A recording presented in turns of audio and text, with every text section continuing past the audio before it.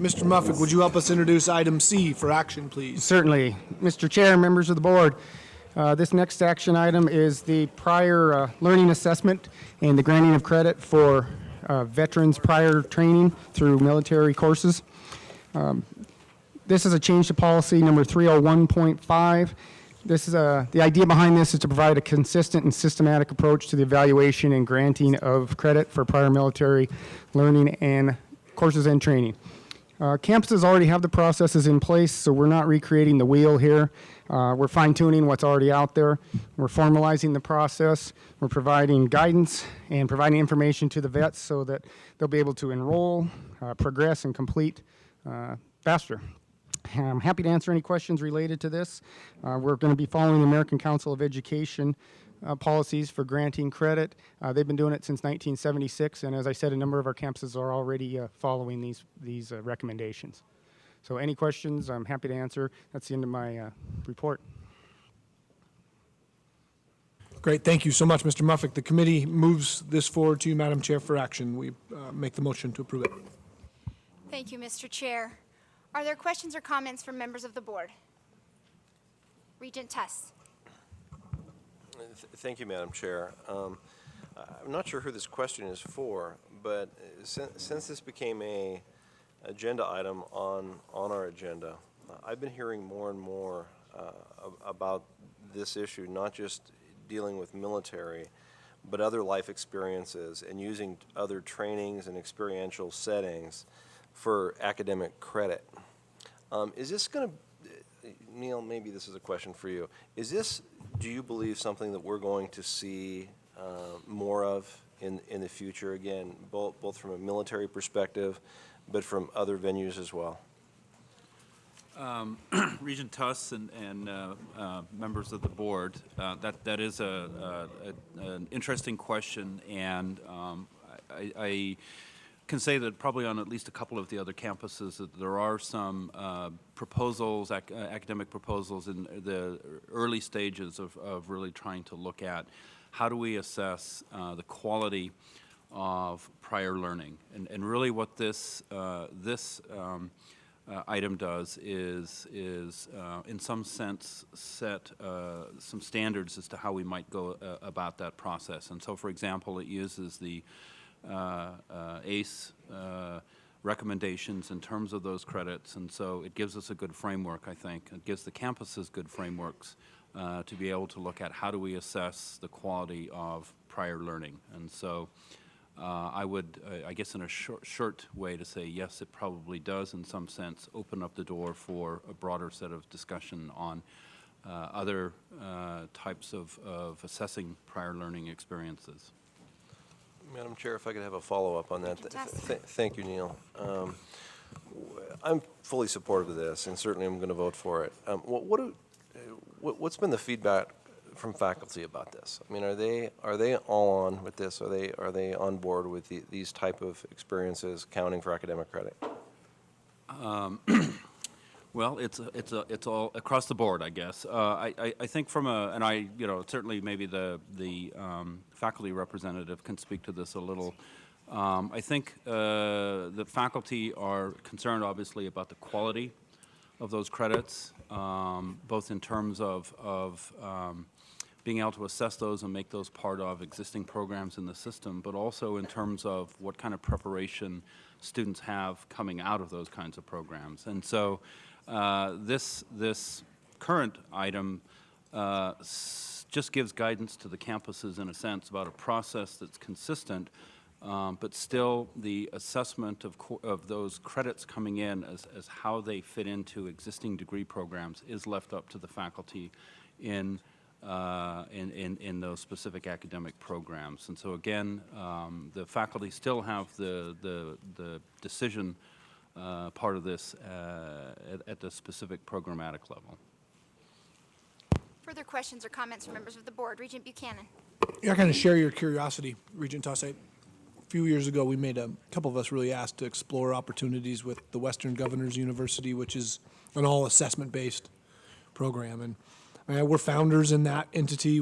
I think we're paying members and still in leadership roles with that entity. And There's many other entities like that, and I would love to see us do that, and not specific or limited to veterans. I mean, as you have people that might be changing careers and looking for new pursuits career-wise, they'll bring years of experience. That has to be, you have to recognize some of the assessment bases or some of the skill base that's designed there. So I support your question and is encouraged about exploring it as you are, and would ask us to find a way to see if this is a way to apply, and as we learn about it, look for other ways to apply other skill sets to it. But I agree with you. I think we're on the right track by moving this forward. I have a question, and perhaps it's for the campus presidents. I guess I'm wanting to know,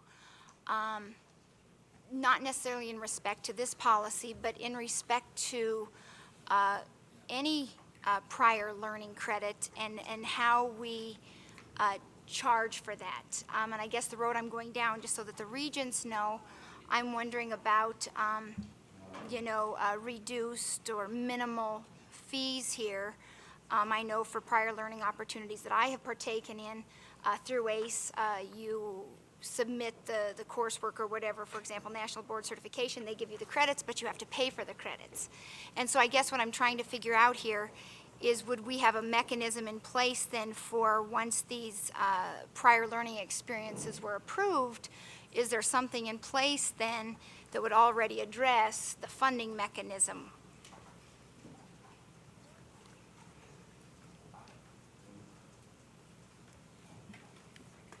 Do you want, Yes, Mr. all Murphy. right. Madam Chair, the approach that we're taking, we put this in the transfer of credit category. So we assume there's going to be no cost from the campus level. As far as what kind of costs are incurred at ACE, I don't have the information on that. I know there are some charges there. But as far as accepting transfer of credit, I don't see us making any charges for that. Okay, so it will be seen as a transfer then? Correct. Prior learning. Okay, thank you.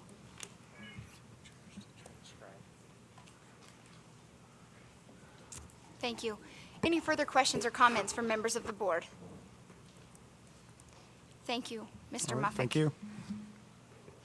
Okay, so we have a motion before us. Is there any public comment? Any public comment? Sandy Osborne, Montana State University faculty member.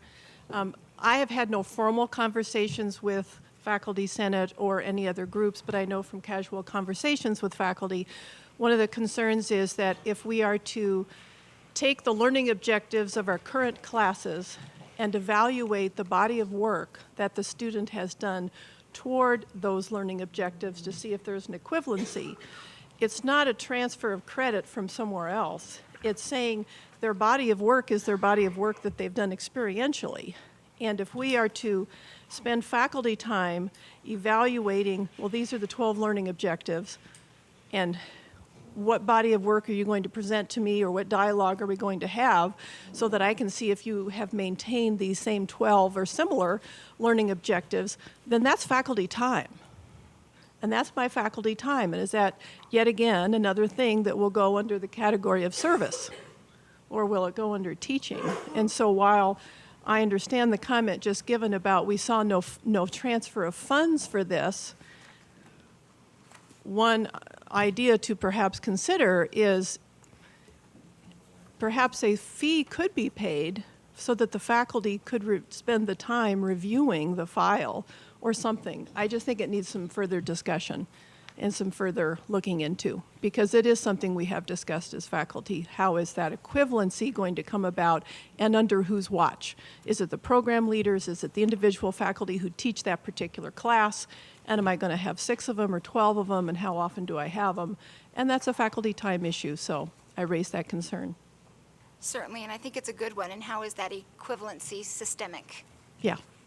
And we now with Flock do have we have not only common course numbering with Flock, but we have the course objectives that are consistent across campuses if for the courses that have been flocked. But taking those 12 or those 8 learning objectives and actually examining them and saying, oh yeah, I think it's a broader issue.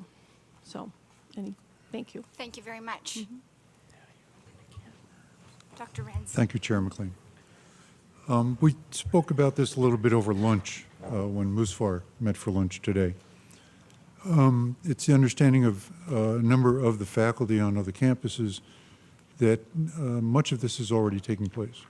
That at the registrar's level, when somebody presents their DD, God, I forget now, 274, their discharge document, there'll be a list of courses on that document, and some of those are reviewed by the registrar and credit is given. In other cases, it takes place at the department or the instructor level. This is going to have the greatest impact, I think, at the two-year college level. I think of my soldiers when I was a company commander. I mean, they could take apart a diesel engine, a very large diesel engine, just as well as anyone else. So I would say that MUSFAR has no issue with the policy. I mean, the policy delegates to the campuses the details, and I think that's where it belongs. And I am confident that the campuses will delegate even more details down to the department level, where, again, it belongs. We do have here in the room a number of faculty, particularly from Great Falls College, because of its proximity to Maelstrom Air Force Base, who have experience with transferring credits earned through military schools. And perhaps we could hear from them.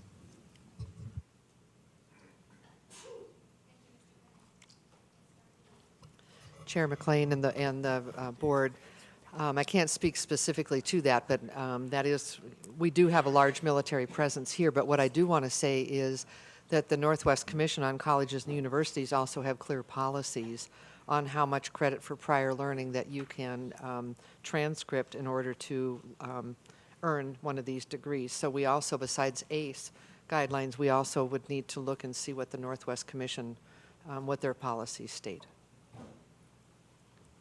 Thank you. Terrific feedback. Further public comment? Further public comment?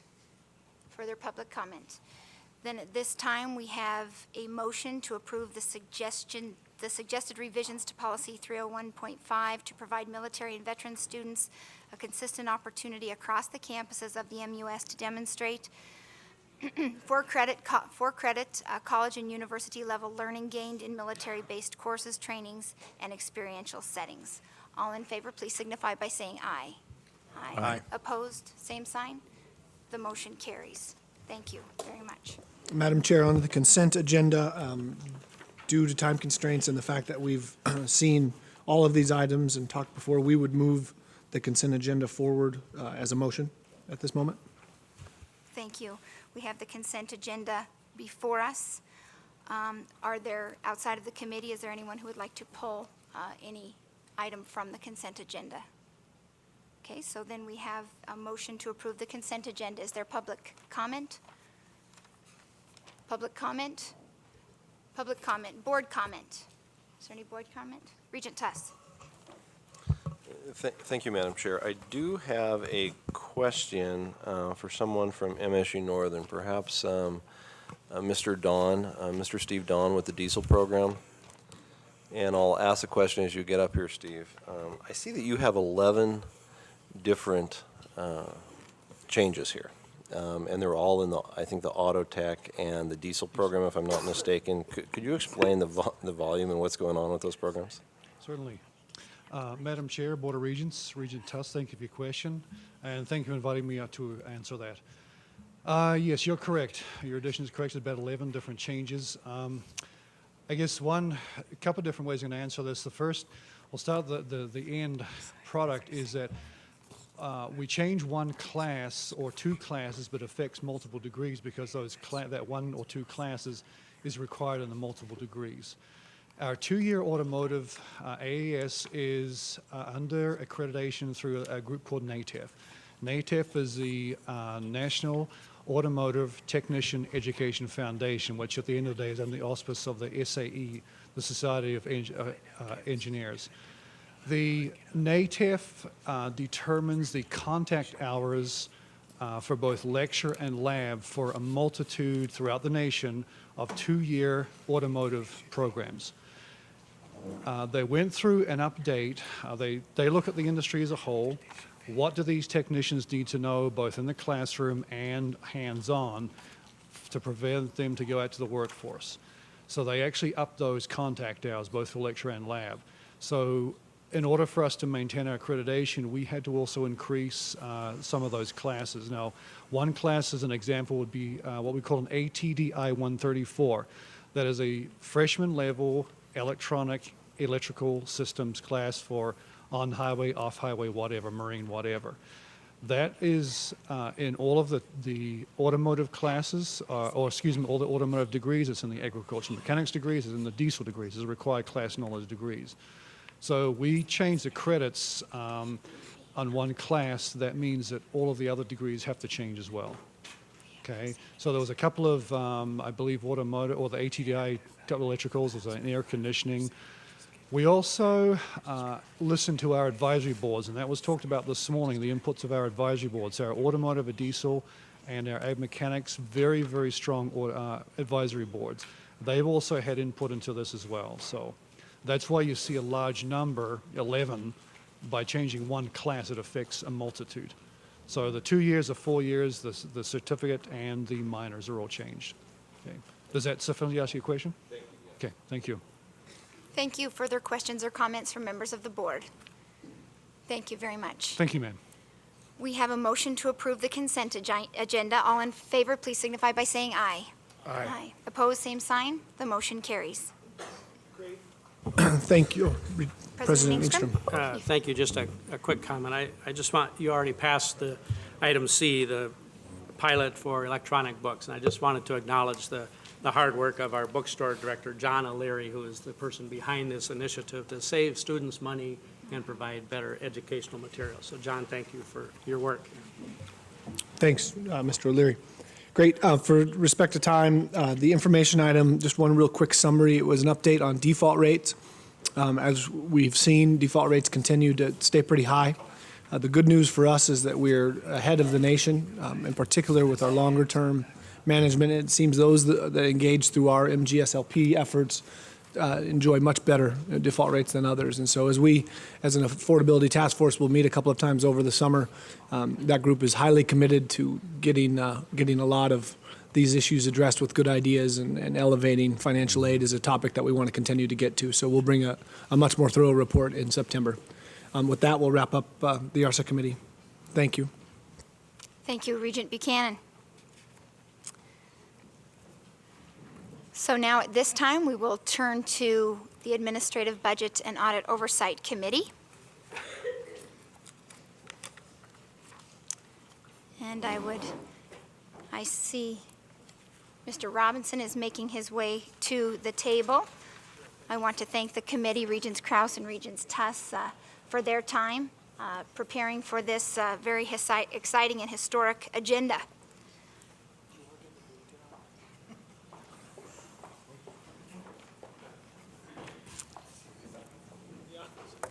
The first item that we have on our agenda for the Budget Committee is the fiscal year 15 performance funding model. And for a conversation on that, I think we'll have a couple of folks here. Mr. Robinson, of course, perhaps Mr. Trevor, and Regents Teal and Kraus can contribute to the conversation as it moves forward. Madam Chair, I'm going to turn the discussion of this, or the beginning of it, over to Tyler Trevor, who was the chair of the task force that worked on this particular issue, and there are other participants that are coming to the table in front of us at this point, so we'll allow Tyler to move forward when he's ready to do that. Madam Chair, members of the committee, we're getting a couple performance funding task force members to come up. We already have some already at the table. We almost have the whole group here. So what we're going to do here is give you this presentation, but this presentation that I'll walk you through is the recommendation that we're asking the Board of Regents to pass. Everything from the high-level principles right down to the nitty-gritty of the model. So with that said, I'm going to facilitate this conversation, but by no means do I want to be the only speaker here, and that's why I've asked these folks to join us. I'm going to introduce them here in 2 seconds. This was a very time-pressed project, but one that I think was very efficient, and most of that, if not all of it, is owed to the folks that were willing to participate in such a fast-moving project. And if I could get Amy to pull up the presentation. Okay, and please move to slide 11.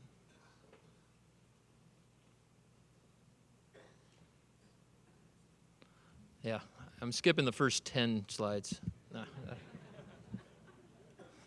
That's kind of the way I wanted to operate this task force, but thankfully these guys slowed me down. And that's really what I'm trying to get at here. There was a really good mix of people. Those who know me, I thought, well, I can get this done in 2 weeks.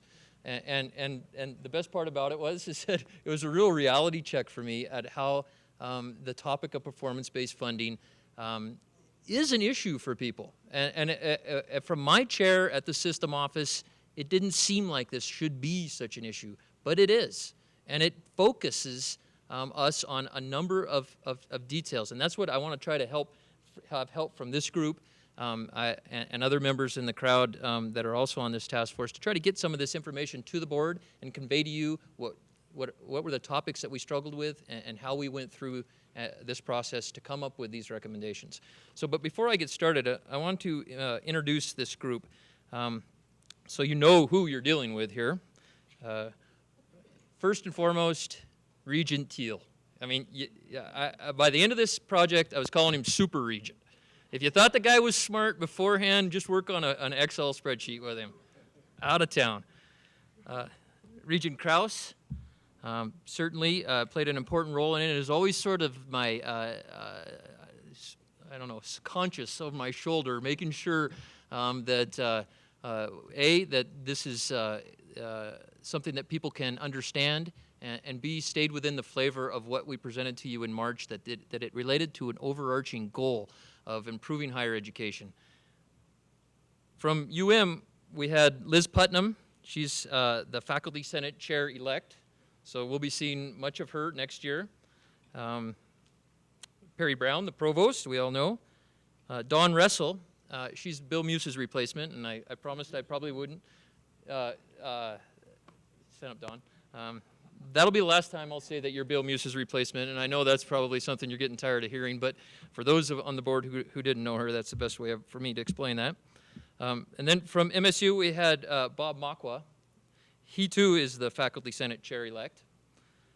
Terry Least, we all know. And Chris Fassnow, the Director of Planning and Analysis. And representing the four-year campuses was Susan Briggs, the Vice Chancellor of Admin and Finance there. And from our two-year campuses, Susan Wolf. And our student, Seamus Manley. Please stand up, Seamus. All of these folks who I've introduced, at any time that you want to say anything, just come up, stand right behind me, and correct me, add to what I have to say. I really want to get as many people involved in this as possible. And of course, at the Commissioner's Office, we had Mick, we had Neil, and John. We met 9 times, not one time in person. So this is actually the first in-person performance funding task force meeting that we've had. It was Friday at 1 o'clock for 1 hour every Friday, starting in mid-March.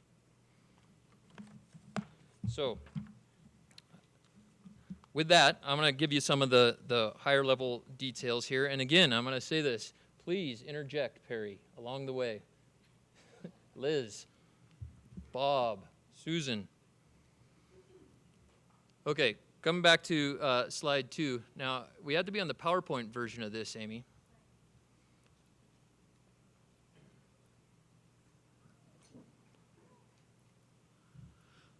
Okay.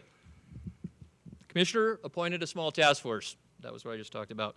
The goal, which we spoke of earlier today, is to develop the requirement in the College Affordability Plan for a FY15 component of our allocation model that would attribute 5% of the state appropriations, or $7.5 million, allocate that based upon performance. If you could back up one slide for me, Amy. There you go. So that was our goal. Our expectation was to take a look at this in terms of a completion agenda related to one or two metrics. This is language directly from the College Affordability Plan Addendum. Identify those metrics, work on the allocation of the mechanics of the allocation, and bring that to you on May 23rd. Today, May 23rd, and I'm in front of you presenting it. Next slide. Short-term versus long-term. This was a big issue right out of the chute. A lot of confusion in the system. What are we working on? Is this a full-blown model? Is this the short? Is this just something that is going to be a one-time only try? So we spent a lot of time talking about this, and hopefully we communicated this well to the campuses in a number of different ways. That what we're working on here and what the Board of Regents is asked to approve today is the initial model just for FY15, and that we will focus throughout this next year, 2013 and 14, on the development of a longer-term model, which would be implemented in FY16 and 17. And so just to keep that straight, the longer-term process also, a broader development of the model, allowing for full participation by faculty and staff. Certainly that's a concern. As we move through this presentation, I hope that we can get some feedback from some of the group members on the flavor of the feedback that we got from the system, because we literally asked or tried to ask everybody, faculty and staff at all the institutions, to provide us feedback. Gave out the names of the people on the task force in emails, in email blasts, to please contact us with your concerns or suggestions. So, that process is a separate document that I've got a generalized outline of that I want to make sure that the board is aware of and understands that we're starting to sketch out the basic plans for that operation next year. So, at the beginning of our conversations, we tackled best practices and principles. For each one of these topics I have listed on here, area topics we talked about, is going to be a slide that we'll dedicate a little bit of talk to. So I'll quickly cover this. We also talk about the short-term versus the long-term. Progress and outcome metrics, the allocation methodology, future or issues and ideas for the future, and communications. Next slide. So best practices. There is a wealth of information on best practices. There's a lot to learn here. The best practice that we identified as the number one importance and probably the number one concern that we heard from folks is the issue of quality and infringing upon academic quality with a model that is mechanical and does not take into consideration the heart of what an institution does in terms of academic excellence. Joe, you want to add on to that? Thank you. This is how our phone conversations went generally. A lot of me talking by myself in my office. Number two, focus performance funding on obtaining a statewide goal. This is of paramount importance. Why are we doing this? And the answer to that is, first, nationally, the president, Lumina, higher education advocates across the nation, 33 other states, have got on board with a completion agenda to try to move the dial in terms of the percent of the population that has an associate's degree or higher. Moving it from 40% nationally, that's about the same level that Montana is, to 60% by 2025. Same goal that the governor stated in his State of the State. It is one of our answers, performance-based funding, is to how is the university system going to help achieve the goal that the governor and the president have stated. Next, construct performance metrics broadly. The current national focus is on education attainment of the population, as I just stated, and that a very common practice is merely to count up the number of degrees that you produce each year and try to produce more the next year.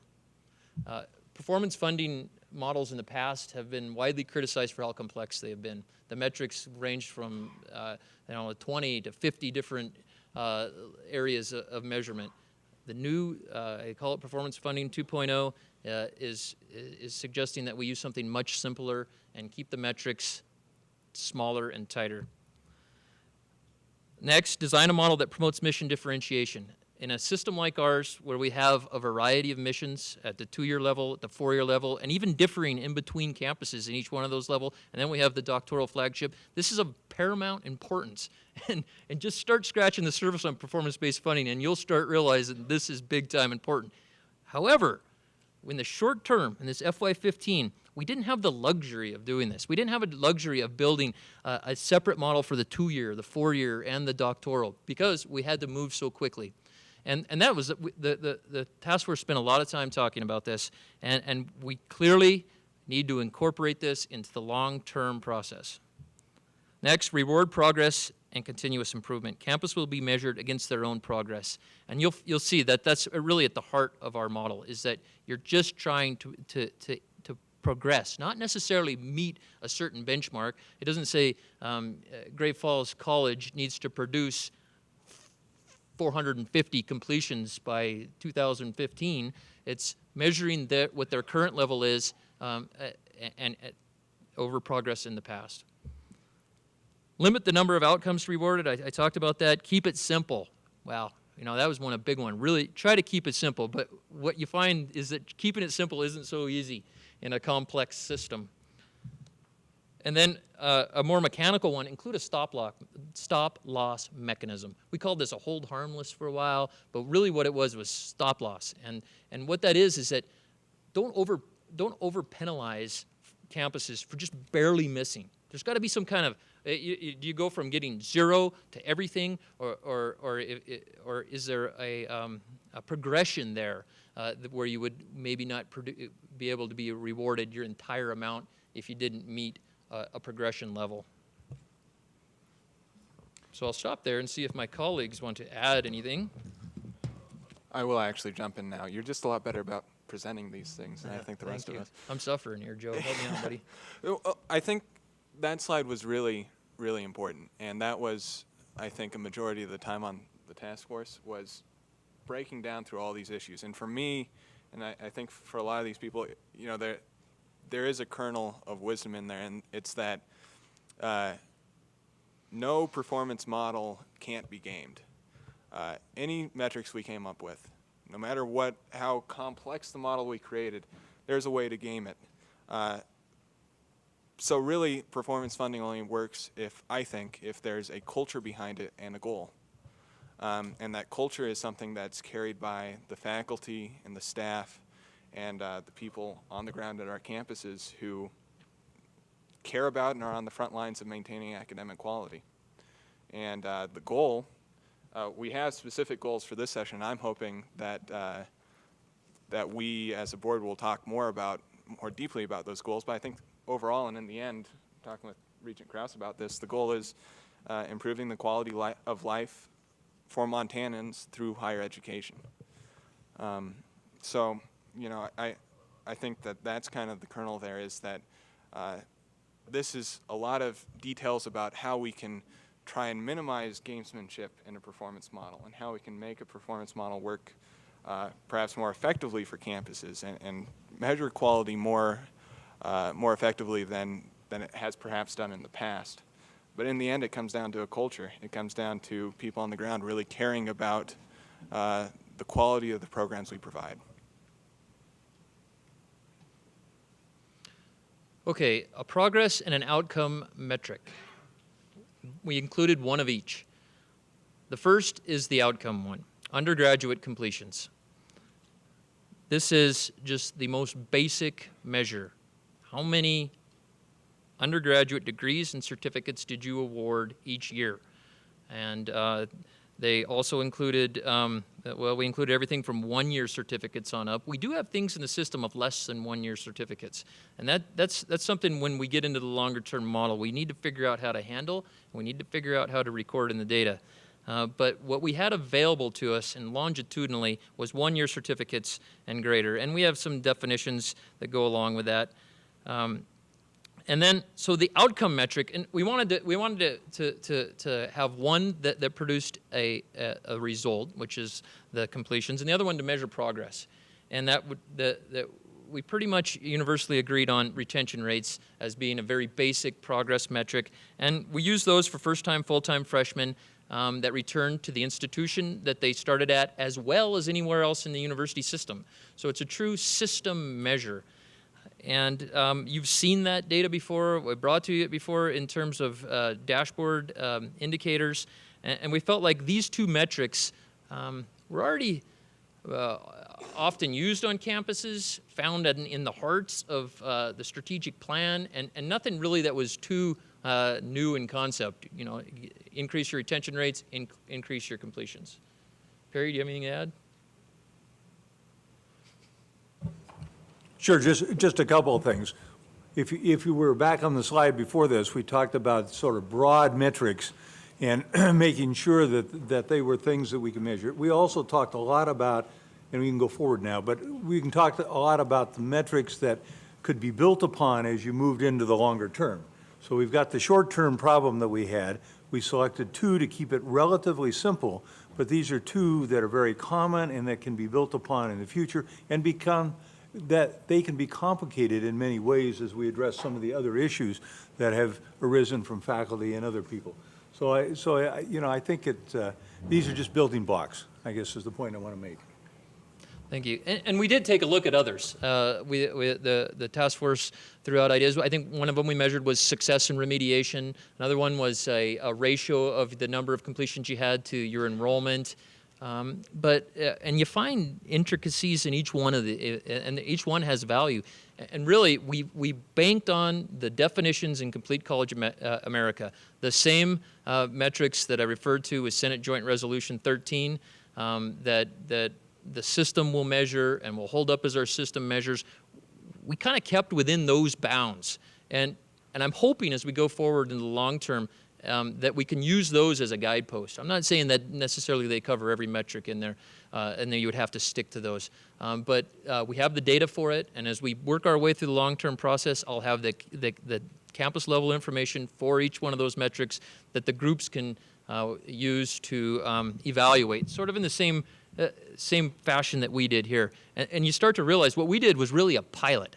And I think Bob mentioned that quite a bit, was that the work we're doing, you could really see how it could be expanded, and definitely needs to be expanded and multi-layered at the 2-year, 4-year, and doctoral. But it is something that could be modeled after the way we went about working on this with this group. Okay, moving forward to the allocation methodology, and I'd have to say I thought this was going to be simple. Jeez.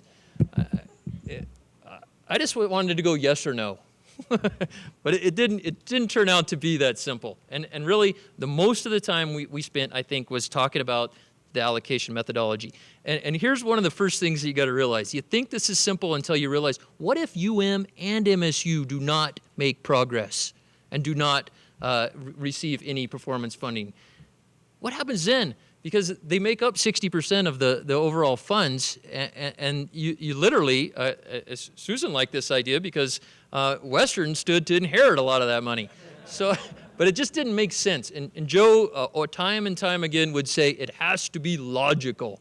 And so he was the logical guy in the group, and he definitely carried out that through his formulas, in these very complicated formulas that actually took me to school on in Excel.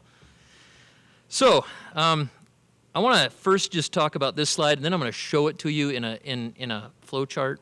My goal is to hopefully never get to the very last 2 slides here, which is the model itself in front of the board. If I have to get down into saying cell L13 and then, and it sums up, and we're in trouble. So I'm hoping to be able to explain this here, and I'm definitely going to bank on some of the folks that worked with us on this. Everybody did in the group. So, number 1, progress in each metric is defined as an increase above the average of the 3 previous years. I think that was the first one we came up with, is that if you just said progress over the last year, it just didn't give you a feeling that maybe you made progress because you didn't have anything to do with the history. So It's always based upon the average. Did you beat your 3-year average? So that's the number one fundamental. The initial amount of performance funding each campus is eligible for is based on the exact same principles as our allocation methodology, which is the percent distribution of resident student FTE. It roughly goes like this: MSU 30%, U of M 30%. That's, and then the smaller campuses tiered down. So UM, the possibility for them to receive money would be 30% of the 7.5 million if they made progress. Same with MSU, same with any of the other campuses. Both metrics have independent effect on the allocation.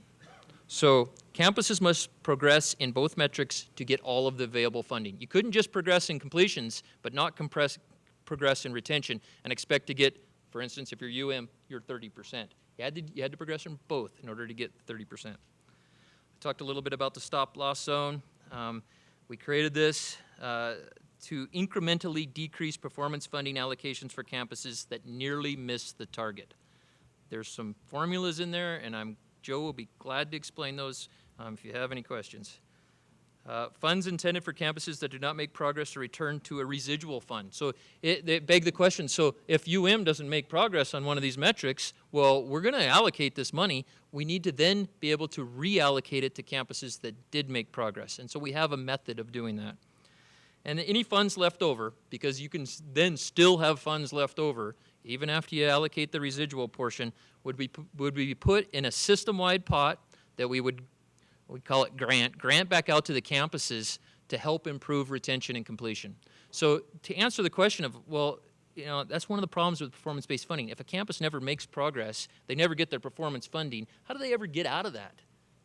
And so that idea resonated with the group, that if we had leftovers, we put it back out into the system, specifically aimed at strategies for improving their metrics. Anyone? Okay. Now the flow chart. So you start with metric number 1, the annual number of completions, undergraduate degrees and awards. Step 1, you take a look at the 3 previous years, and you compare that to the most recent year. So the most recent year is 2012. We took a look at the 3 previous, and you say, did you make progress? If you made progress, click. You get in the yellow, you get your initial amount of funding that's coming towards you. If you didn't make progress, you enter the stop-loss zone. If you just missed it by a hair, you enter the stop-loss zone. The stop-loss zone uses standard deviation, and in the case of completions, uses a thing called coefficient of variance. I swear, Joe, I wasn't going to say that in front of anybody in public, but tell them what it is, Joe. And honestly, we should probably recognize that Bob Makwa and the very observant, I think, chemistry and engineering professors at Montana State University should be lauded in this section, in that they pointed out that some of the statistics we were using could maybe use some more rigor. But what we ended up doing was basically came with different measures for how much a campus might vary in a typical year on either of these metrics, and then we weighted them for the campus size in the case of completions. So the coefficient of variation, we really shouldn't use that word, is basically saying on a percentage basis, how much in the past, do we expect the campus to vary in their number of completions? So, for instance, on MSU and UM, that averaged out to between 1% and 2%. Their completions would go up or down around 1 or 2% on average in a given year from their 3-year average. Well, there's definite banding, and that was a big conversation that we are probably going to enter into for the longer-term model. What we ended up doing is we used a system-wide average, and that was just largely based on convenience. It was easier to communicate, and it was also, by doing that, you didn't end up with some strange outcomes that you could have if you did it on an individual campus level. That help? Great. Yep. And the third category you can get in is if you don't fall into that stop-loss zone, which Joe just explained, you don't get anything. So we eased you out. If you didn't make your progress, we awarded you funds based upon the distance you were from making progress. If you just missed it by a hair, you'd only be reduced, let's say, by 5% of your initial funds. But if you missed it you're still in the stop-loss zone, you miss it by 95%, somewhere in the stop-loss zone, you lose 95% of your funds. And then once you hit out of the stop-loss zone, you don't get any. Okay, so step 2 then. You have unallocated funds. We called them the residual funds. We had to put them back out to the campuses. We allocated to the campuses, receiving only those that received the full performance-based funding were able to get the residual funds. We calculated the amount of a residual amount per completion and awarded that back out to campuses. So if you made progress, but you only made it by 1 completion, you got far less money than if you made progress and the progress you made was by increasing 100 completions, you got more residual. So 2 clicks now, keep going. It's some level of detail there that we limited residual amounts so campuses couldn't receive twice as much as their initial funding. So I use Western a lot in this because in the model that we used, the model data, Western increased a lot. But it didn't seem like it would make sense that if you allowed Western to get 5 times as much as their initial amount of funding through residual. So we limited the residual to a certain amount, which was you couldn't receive more than twice the amount of your initial funding. So after all that complex gyrations, you then measure next your retention and use the exact same methodology. So while it is simple, it's based upon 2 metrics, it does get complex. And what we learned is, and you cannot avoid this complexity. It's almost impossible because of the size of our campuses and really just the overall differences in the student populations. Okay, so with that, what left us with is these issues and ideas is what I call them. But what we're left here is with a group that has invested a lot of time into thinking about this topic. We have a lot more to learn, and we want to include more people, but we've kind of, I get the feeling like we've kind of taken the next step forward in terms of performance funding and really tried to apply it to the system. And as a result, we've come up with a body of knowledge here. The first one is, whatever model is developed, academic quality cannot be compromised. And I think on that statement, I'd open it up to some folks on the group to maybe describe some of the feedback we got from the campuses. Bob, you look like you're wanting to talk. Thank you, Tyler. Tyler's done a nice job summarizing lots of very detailed conversations that we've had. From the MSU campus, I received quite a bit of feedback from faculty, and much of it was on a more theoretical level, and it was a mixture of positive and negative.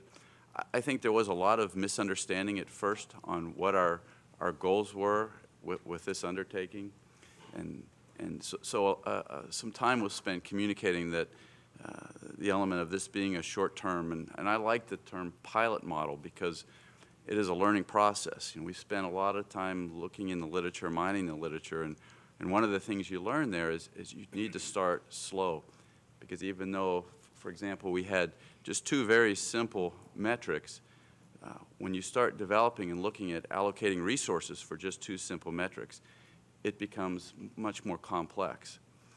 And so that's one example of some of the things that we've learned in this process. When you read the literature, there's as many examples of failures as successes that states have had doing this. And so I guess I can't emphasize enough that we need to learn from those failures and those successes. So in terms of the feedback from faculty, I can say that a lot of faculty are cautiously optimistic that this may provide a way to improve the educational experience of our students. And there are some that are just very cautious and leery about the concept of performance-based funding, and as Joe mentioned, the temptation of gaming the system and the temptation of reducing quality to increase some of these metrics. And so we've had a lot of good discussions, and I think much of this information, it's going to be very important that we roll that into the long-term model, and we take a step back and get input from faculty on all the campuses, because I think mission differentiation ultimately is going to be very important.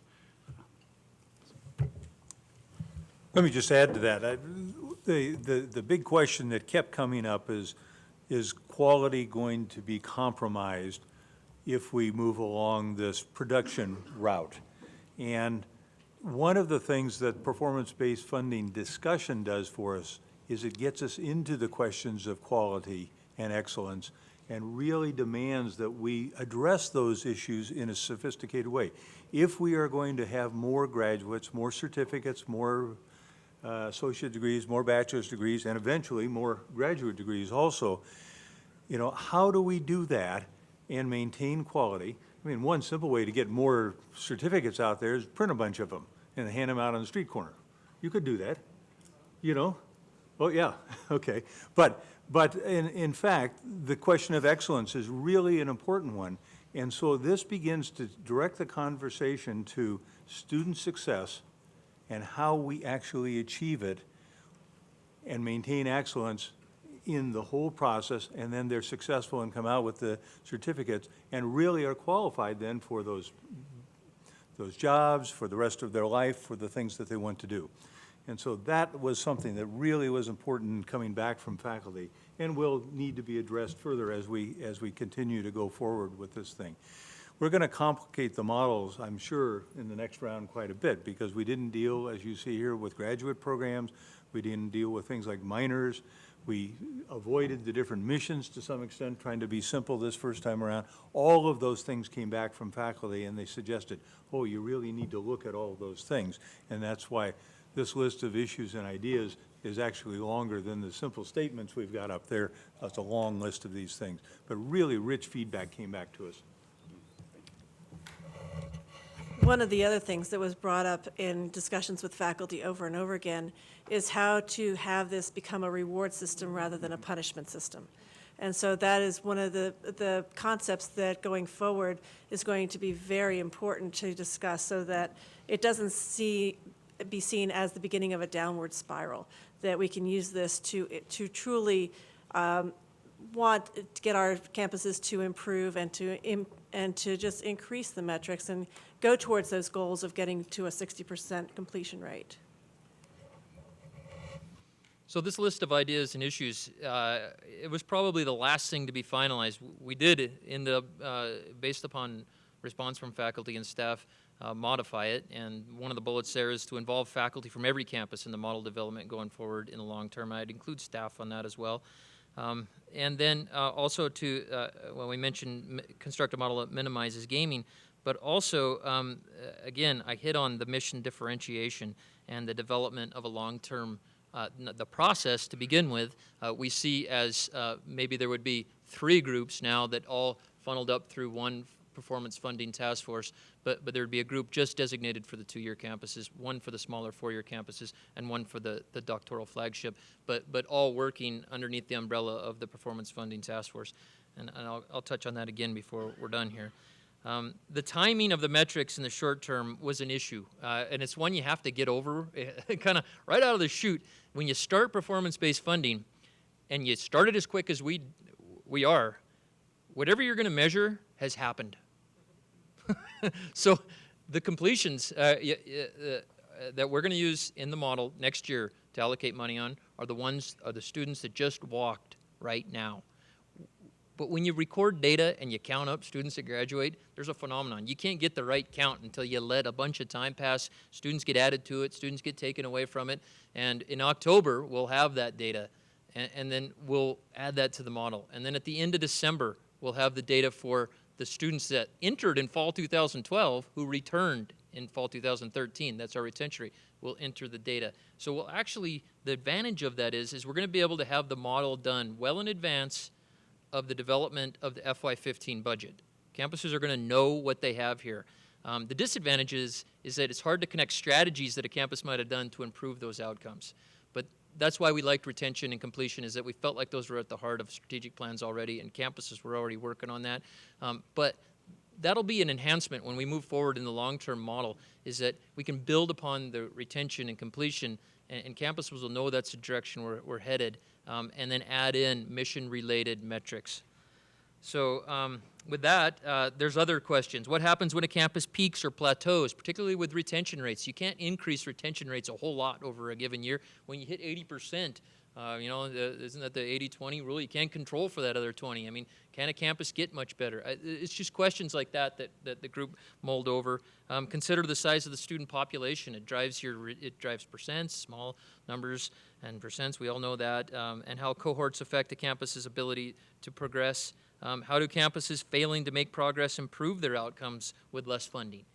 That's a real question that we're going to have to grapple with. I think that the system-wide pool of money, if it doesn't get rewarded to funnel back to those campuses, is an important topic. It's obviously something we're going to have to work on in the next year. It's a little bit independent of the long-term process because it is affected in the short-term model, and we didn't solve those issues necessarily with this go-around.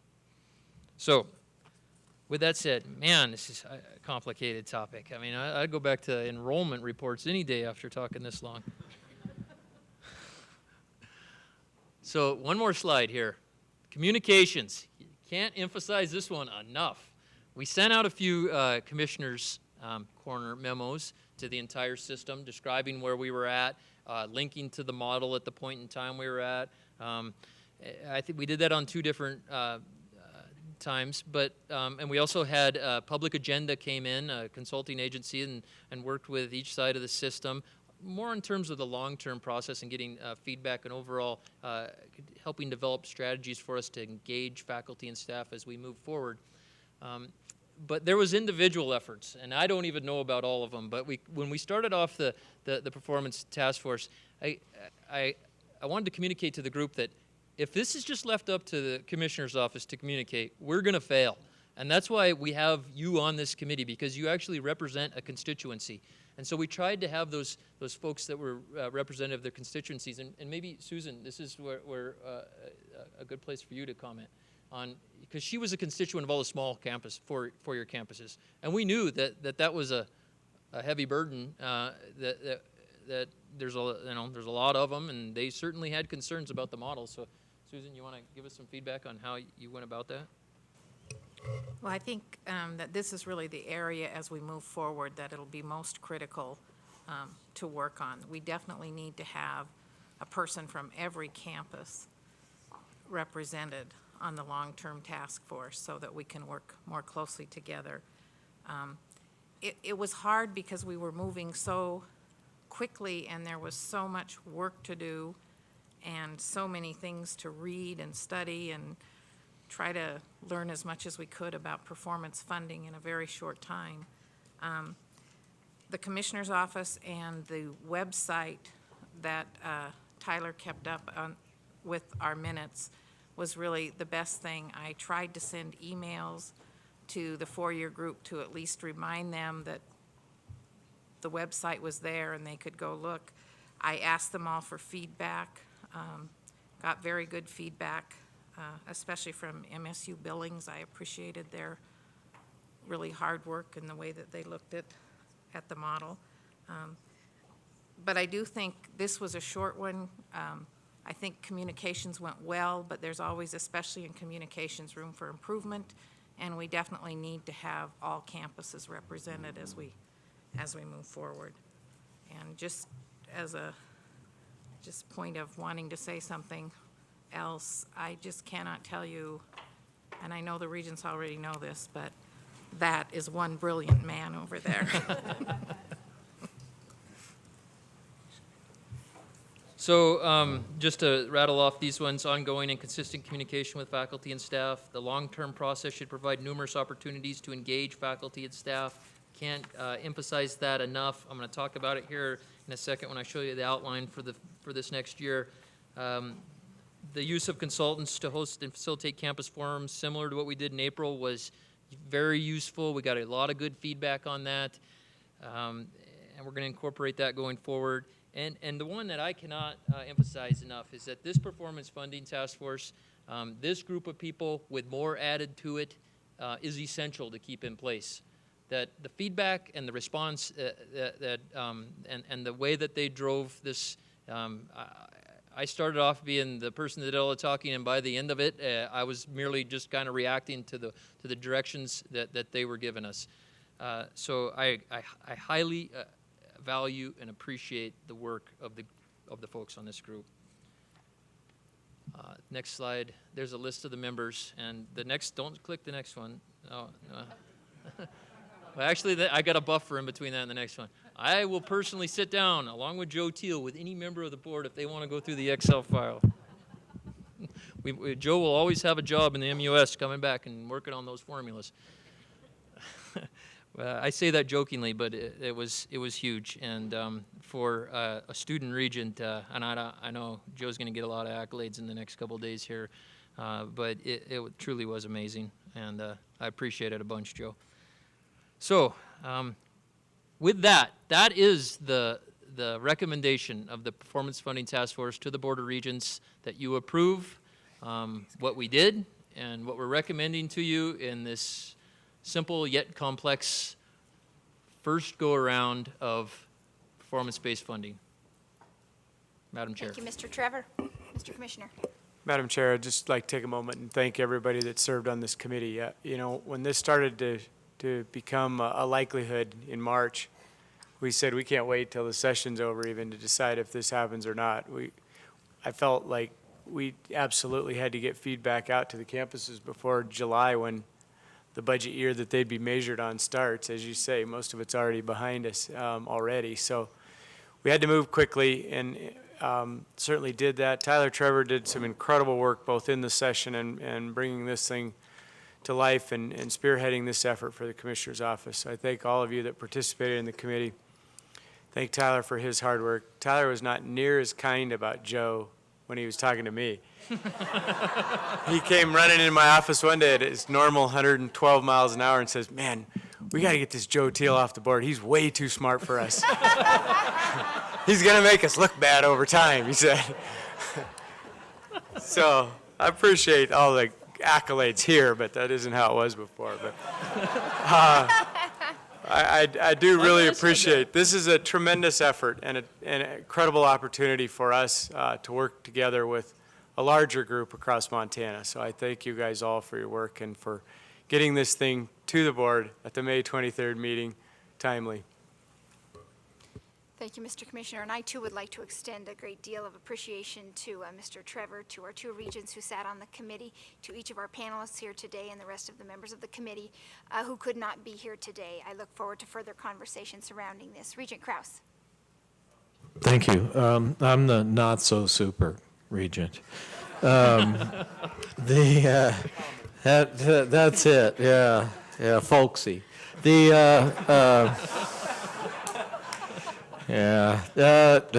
Exactly. So,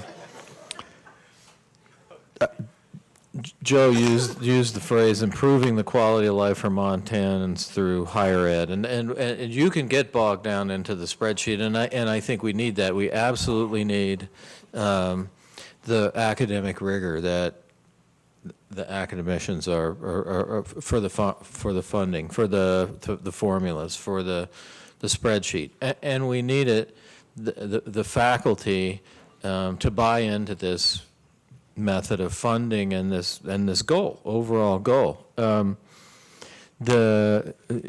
we're trying to do, I think, with this, and we saw a large, I mean, this represents an increase in the funding for the MUS from the legislature, and we are looking to do that, and so I think it takes some steps towards a sustainable model and a supported model by giving us the opportunity to prove value to the citizens of the state and everyone that's sending their nickels to us for higher ed. I would say again, we have to fund both formula and performance. One can't be seen as a substitute for the other, and that's a key point. I'm not sure that it's, I think, in fact, I am sure it's neither reward nor punishment. It is the way we're funding a way to get to these goals, to get to that overall goal. It's not, I understand how it can be perceived that way. I understand how it could actually work that way, and that's how I would feel if they suddenly said bye.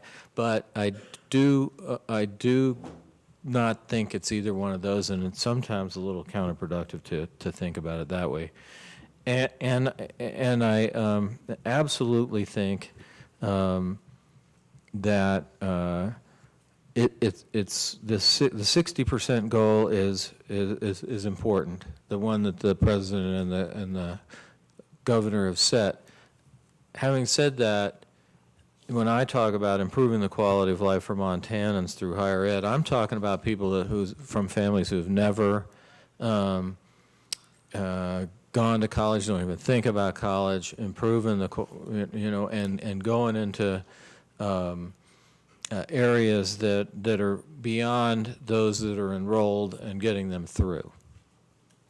And going into how many low-income people are we bringing in, and how many of them are completing, how many first time, a couple of those other metrics. Now, that's not for the short term, but when we get to the long term, I think the overall goal needs to be, I think whether it's mission or we always get bogged into those if you ever get into one of those, but whatever we're trying to do, I think we need to keep the state in mind, and that's the first thing that I try to do is what are we trying to do to society? What are we trying to do to Montana with higher education? And then as that filters down into the metrics for the long term, I think we'll have some clarity in going forward. So I appreciate all the work. Everybody said it, and I try not to be redundant, but it has been very much the hard work of this committee and Tyler Trevor that's done the work on this, and thank you so much for that. This conversation, which everybody needs to get on board with, really will work towards that sustainability and supportability model that we're looking for.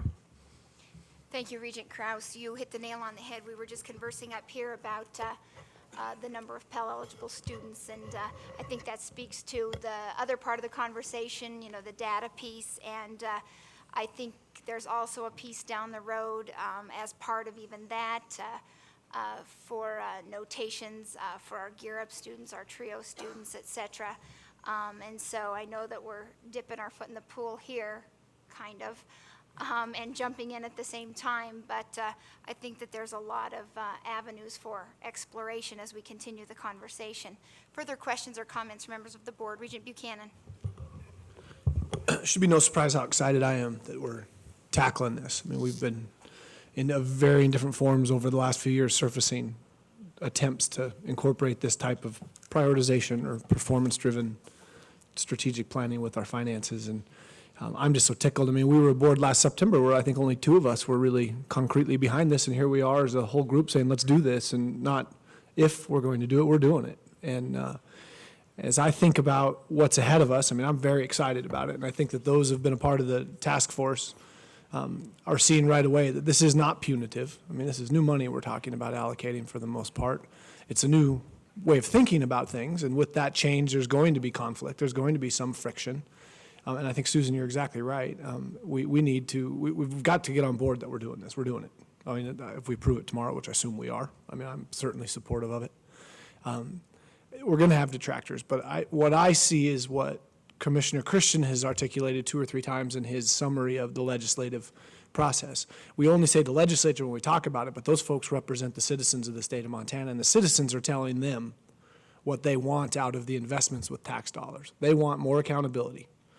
We hear it in many extreme examples nationally, but certainly at this level, I think it is very fair for us to say, yep, we can be held accountable. In fact, not only are we going to tell you what we're going to be accountable, we want you to tell us what things do you want included when we decide where we're trying to move that dial. And I am really impressed with the diligence and the validity with the formulas that have been put in place. Joe, good job as always. And I know, Tyler, you're being a little bashful. You had a hand in on this. You're still a pretty good Excel hack. I think this is exciting, but I think Susan's right. We need to be prepared to demonstrate the reasons why as we move forward at every step. And I'm going to say it again, I've said it at every time. Our legislative and citizen partners, the more of them that can get behind this, the more validity they're going to see, the more learning that they'll be capable of participating along with us as we start to move this. And right now, we're talking completions. You made a great point. We cannot increase retention forever. We're going to have to find new items, and as are all things with public policy, there are going to be initiatives and themes around us that we need to be prepared to incorporate in our policy. And I think this is a great mechanism for that. With a very modest amount of our budget that we're attempting to employ, we're employing it now, and I trust so wholeheartedly that with the help of this task force and with the vision of the Commissioner's office and the consensus around the system that needs to be developed to make this successful, that we're going to do that. And the next round, when we look at the second half of the biennium, it's going to even be better. And I'm so appreciative for the work that's already gotten done. So from my perspective, I am so tickled that we're finally engaging in this. And I think that the groundwork that's being laid here as far as to how we move forward, Tyler, you're doing a fantastic job. Keep that 120 mile an hour pace that you keep with things, because that's what it's going to take to get this thing going, to keep it going, and then to get it moving forward for the next evolution of whatever these performance elements that we're going to try to incorporate and need to incorporate as we move down. So a heartfelt thanks from me. Thank you. Dr. Wolf. Madam Chair and Regents, I want to also comment on working with the task force. It was just a true pleasure to work with Joe and Trevor. I too absolutely adore the fact that he goes 120 miles an hour, but every once in a while he'll slow down long enough for us, to say something. I want to support what he was saying, though. When we talk about the importance of faculty being involved as we move forward, it's also extremely important that we have our student services people involved. They're the ones who need to be doing the recruiting, the advising, because we have to do all that support ahead of time before they ever get into the classroom. I also want to encourage that we have a very, very strong student voice in this, because they are the people we're serving. They're the ones who are going to come in and tell us, you might think this is what's working and what the people are going to be asking us when we graduate or when we complete, and that may not be the case. And I think we really need to have them involved as well. When we move into the longer term work that we're going to do, I know we're going to look at mission-centric. And one of the questions that John Seck and I have been emailing back and forth, the two-year colleges, in fact, I'm sending students to both U of M and MSU who were here. They're absolutely outstanding students, top-notch students, but they didn't stay here to complete their degree because they were all ready to move on. And I've given them now maybe 1.5 years of our investment and our time, and I'm not getting credit for that. So we're going to have to look at some of those things as well, of how we measure success, based on what our missions are and the types of students that we serve. The other thing I just want to hope that all of us in this room will really embrace is, let's not fall into that trap of being fearful of performance-based funding to the point where we're going to get overly competitive, because we're going to be worried about losing resources, and we're not going to collaborate like what we've seen on this combined degree we just heard of before lunch, but instead it's like, don't you come into my territory and do anything because I need those dollars. So I really caution us all, let's stay in that collaborative mode and do the best for what we can for our students. Thank you. Thank you. I almost forgot to introduce our student representative, and I'm feeling kind of sheepish about it right now, but maybe I could get Seamus Manley to come on up here and maybe say a couple words. That's what you get for me forgetting to introduce you. Seamus was our student representative from UM Western. He attended about 85% of all of the meetings and really went out of his way to participate, and I certainly appreciate his participation, and sorry for neglecting you. No, not at all. Thank you. How are you? I do want to thank you all for your time, and I came and I talked in front of you all a couple months ago, and I was very concerned. I was concerned about the effects of performance-based funding on students and on the most vulnerable universities in our system. And I can honestly say, after the leadership of Tyler Trevor and Joe Thiel, to the dedication of so many and the passionate advocacy of everyone on the group, not only did it alleviate my skepticism, but I'm a firm believer in this program. I feel like I would be remiss not to say that, even though I told most of the regents at lunch. I think that Regent Buchanan and Vice Chancellor Biggs are quite right. There will be some detractors with this program. The absolute benefit of it is it provides incentive to continue to provide a quality education while also focusing on the retention rates and the quality that remains important for those students. I like very much that it provides that incentive without also ever giving a chance, because of our stop-loss zones, because of the math that was used. No college will be unduly punished or harshly punished. If a college hits a road bump, they'll be able to climb over it, and they won't be none of their funding will be completely eliminated for that reason. And so while I'm sure there may be some detractors, I do want to tell everyone on this group and every regent and every person in the room, I firmly believe in it, and I think this will provide the type of education that Montanans deserve rather than be a roadblock. So thank you all for including me on this process. Before you sit down, yes, sir. So Seamus was also just elected as the Montana Associated Students Vice President for External Relations, right? Yes, sir. So Yes, he's sir. going to be involved for the next year, and we're all very certain he's going to do a great job. Thank you, and you all are stuck with me. Thanks, Seamus. Thank you. Andy's agreed to work with us on the longer-term process as a student rep, so appreciate that. Thank you, Mr. Trevor. Regent Robinson. Thank you, Madam Chair. I will have to admit, when I first heard of this, I was a skeptic, and I'll have to admit that I still have healthy skepticism, and I think that's important for us to keep in mind throughout this whole process, is to continue, and I'm glad that the task force kept that in mind as far as quality. I mean, that needs to be, and the students and what they're receiving, and that no students are left behind in order to chase after, having the highest percentage. I'm in support of this, but I still have what I call healthy skepticism. I still want to see that this is going to work, and it's going to work for the whole university system.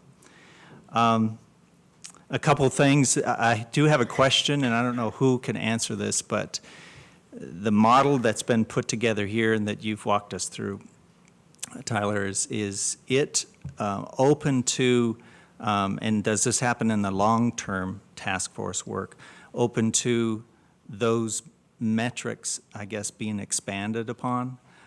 Because there's certainly a lot of different areas, and we heard from Regent Krause about some of those particular groups of students that we don't want this to damage them in the process too. So I'm curious about that.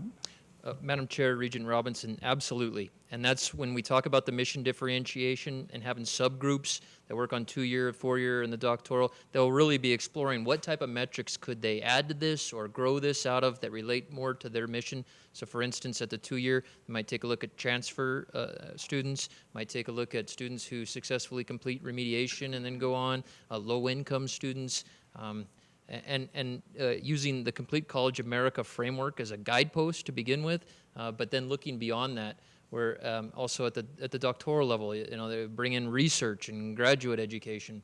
At the 4-year campuses, maybe a focus on particular niche areas of their baccalaureate production. It really is wide open to us there.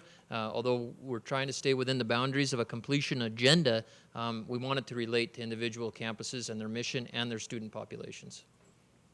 Good, thank you. The other thing that I heard too is that's a priority already in here is communication. And I think that's really important as the long-term task force team is put together. And keep it in mind, including the legislators, some of the legislators that are part of this effort. One of the things I want to mention too, I think we're all aware here, but I just wanted to mention is that, these are the discussions that we've been having as a board for some time. And so it's nice that it's coincided with this particular legislative session. I think it was also by design. I compliment the commissioner and his staff for making use of that opportunity right now.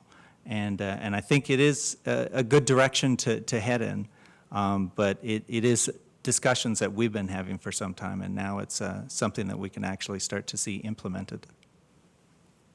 Thank you, Regent Robinson. Further questions or comments?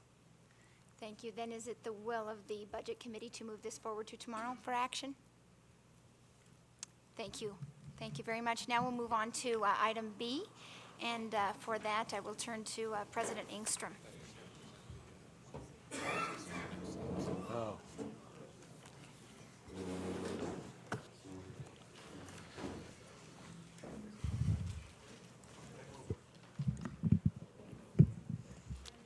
Madam Chair, members of the board, this board item is for the University of Montana, Missoula is seeking approval to construct infrastructure and to install the equipment necessary to provide a secure environment that will be efficient, resilient, and safe for our data, for our networking, and for our servers. Currently, we are housed in a basement. It's not adequate for what we need. We have, over the last couple of years, we have experienced some outages. Fortunately, we've been able to recover without major loss of millions of dollars worth of equipment and data. So we can't continue to do that. There's too much of a high risk. Initially, when we looked at it, the plan was to build a traditional data center, which would have cost about probably between $5 and $6 million. And I have to tell you that the staff, both in information technology and facilities, really researched some options, and they've come up with this option that we think is going to work very well for us. And it's these technology modular units that are actually physical units of pieces of equipment that are set on a concrete pad, and that allow all of our storage to be secured. A couple of other points I'd like to make is one that we have run this by the state technology division, and they've approved it. And while the real key here is providing a secure environment, we will also be able to reduce the utilities at the university as a result of these new facilities. The funding that we've put together for this is that we do have a fund balance, and we'll use a portion of that, as well as we will do some financing that will be secured by the technology fee. And we have worked with the students' leadership, and they've endorsed this plan as well. So I would stand for questions, or else our new CIO, Matt Riley, could answer any technical questions that you may have. Comments from members of the board? Questions or comments? Thank you. Is it the will of the committee then to move this forward to tomorrow? Yes, ma'am. Thank you. Now I will turn to Chancellor Blackheader and Maggie Peterson from Montana Tech for item C.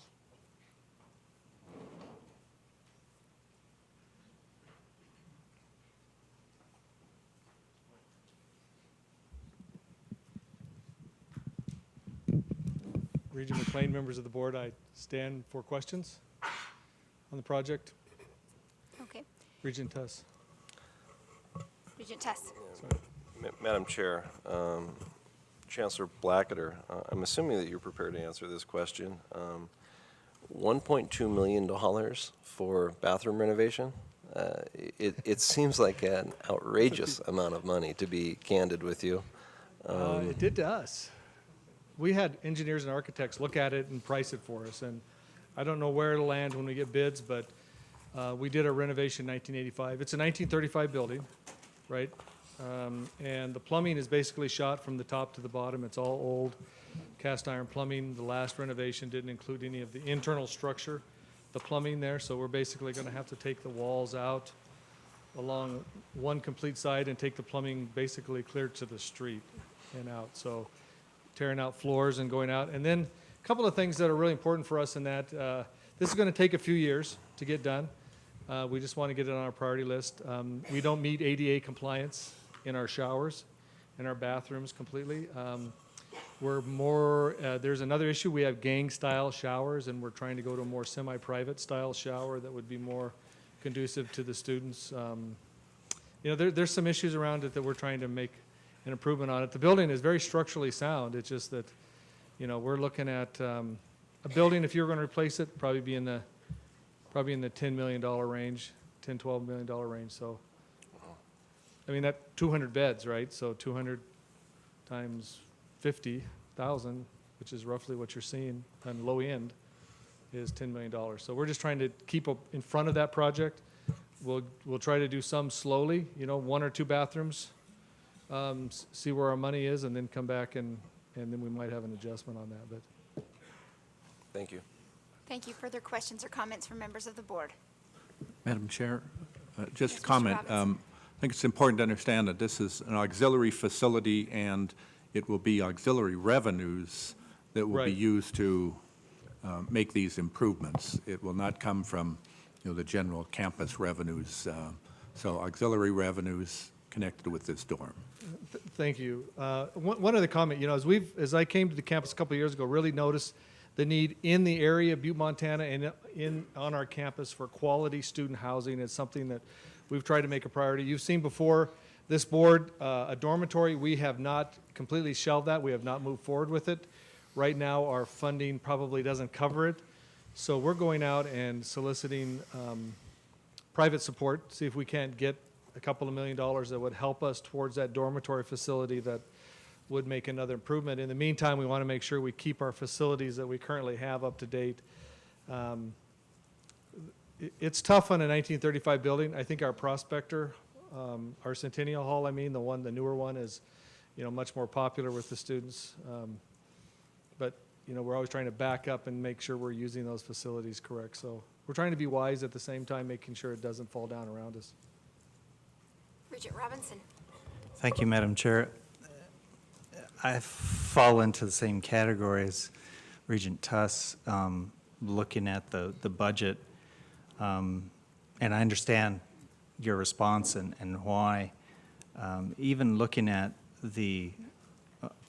maybe you can explain the architectural fee and what that includes, because that's about 40% of your budget just for the architectural fee itself. And Are you looking for that job? I would be. Yeah. At that rate.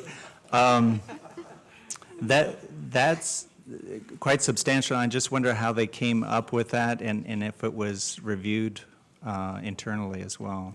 Can I turn it over to Maggie Peterson? Sure, thank Members of the board. I'll try to answer that. As I said, as he said, we've just gotten this from the architects that have taken a look at this. My understanding from this architectural number is that there were some structural issues too, and those are included there. The costs for the architecture themselves are down below. This is actually structural type things within the building. There's heating, mechanic. They're all right here. This is the architecture, it's in there. $84,000.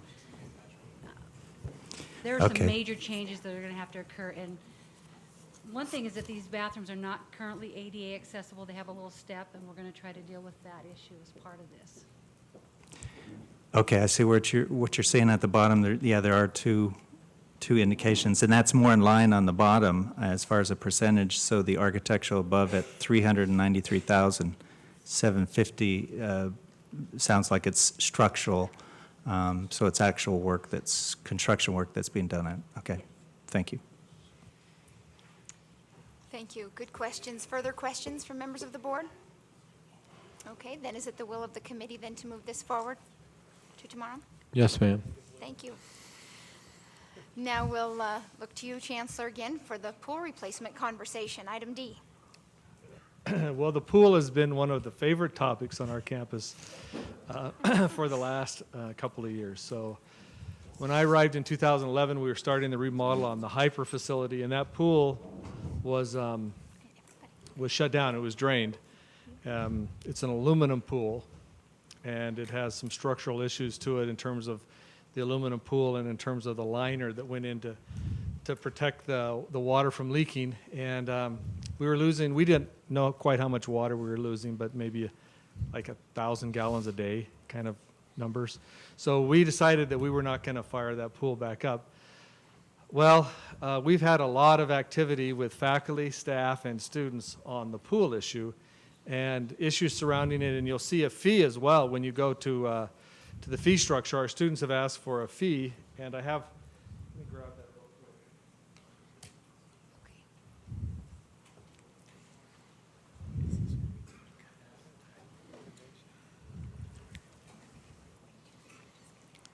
So the fee that we're asking for was $10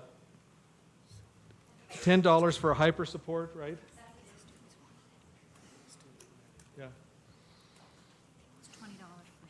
$20 per semester to help run that pool in terms of programming. So what the deal was with the pool is the pool wasn't being used very much. And the problem with the pool not being used very much is we didn't have any money to fund lifeguards and activities in intramural sports. And so the students have come together, and Kyle Hogan, I may ask him to come up and talk about the vote that we took with the students on that fee, but they have decided to impose a fee on themselves to help with the programming for that pool. And so the pool, I felt like at that point was going to be used in an extensive manner, so we've gone ahead to try to put the money together to make that pool functional again. Thank you, Chancellor. Are there questions from members of the board?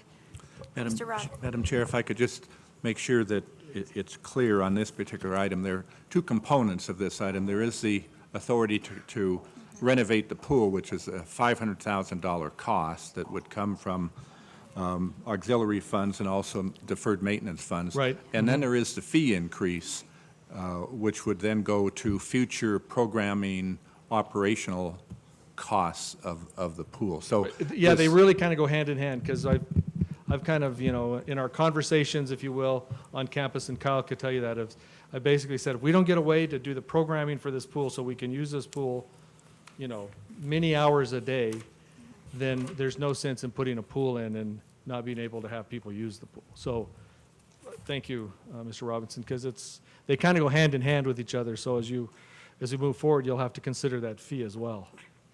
And that fee would not be imposed until the pool. Thank you. Further questions from members of the board? Regent Tuss? Any further questions? Okay. Thank you. Thank you. Is it the will of the committee then to move this forward to tomorrow? Okay. Okay, and now we get to sit back for a good conversation. I think a conversation largely about what will make this meeting historic. So I would, to begin that conversation, turn to, actually, before we move on to the tuition and fees conversation, we're going to visit with Terry Least from MSU Bozeman regarding the financing considerations being made down there. Good afternoon. Thank you, Madam Chair, members of the committee, and the board as a whole. Yeah, this item is really asking you for authorization for MSU to arrange for financing and also develop an agreement with our alumni foundation. It's we would ask to come back to the board at a later time to finalize any of the details, but this is simply sort of a information/action item, so to speak. No binding action will be taken at this time. However, I do want to inform you about the purpose of this request. As you know, we are preparing to build the Jabs Hall with the generous gift of Jake Jabs. And this item would propose some financing that would allow the foundation to invest all of those funds at a rate higher than we would be able to borrow for, and therefore end up with monies at the end, residual dollars at the end of the financing period, which would exceed what we would normally have in an effort to improve scholarships and fellowships and programmatic offerings. Okay, so we understand that there's risk with this. However, we are taking a conservative approach. We've already been in touch with bond counsel and financial advisors, members of the OCHI staff. But I'll leave it there and ask you if you have any questions for me. Thank you. I want to thank you, I think, for good planning, I think, and for being strategic in bringing this to us so that you can take the next steps. Are there questions or comments from members of the board? Regent Tuss.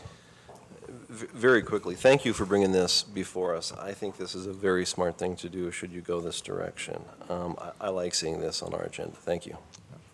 Thank you, Regent Madam Tess. Chair, Regent Tuss, thank you so much.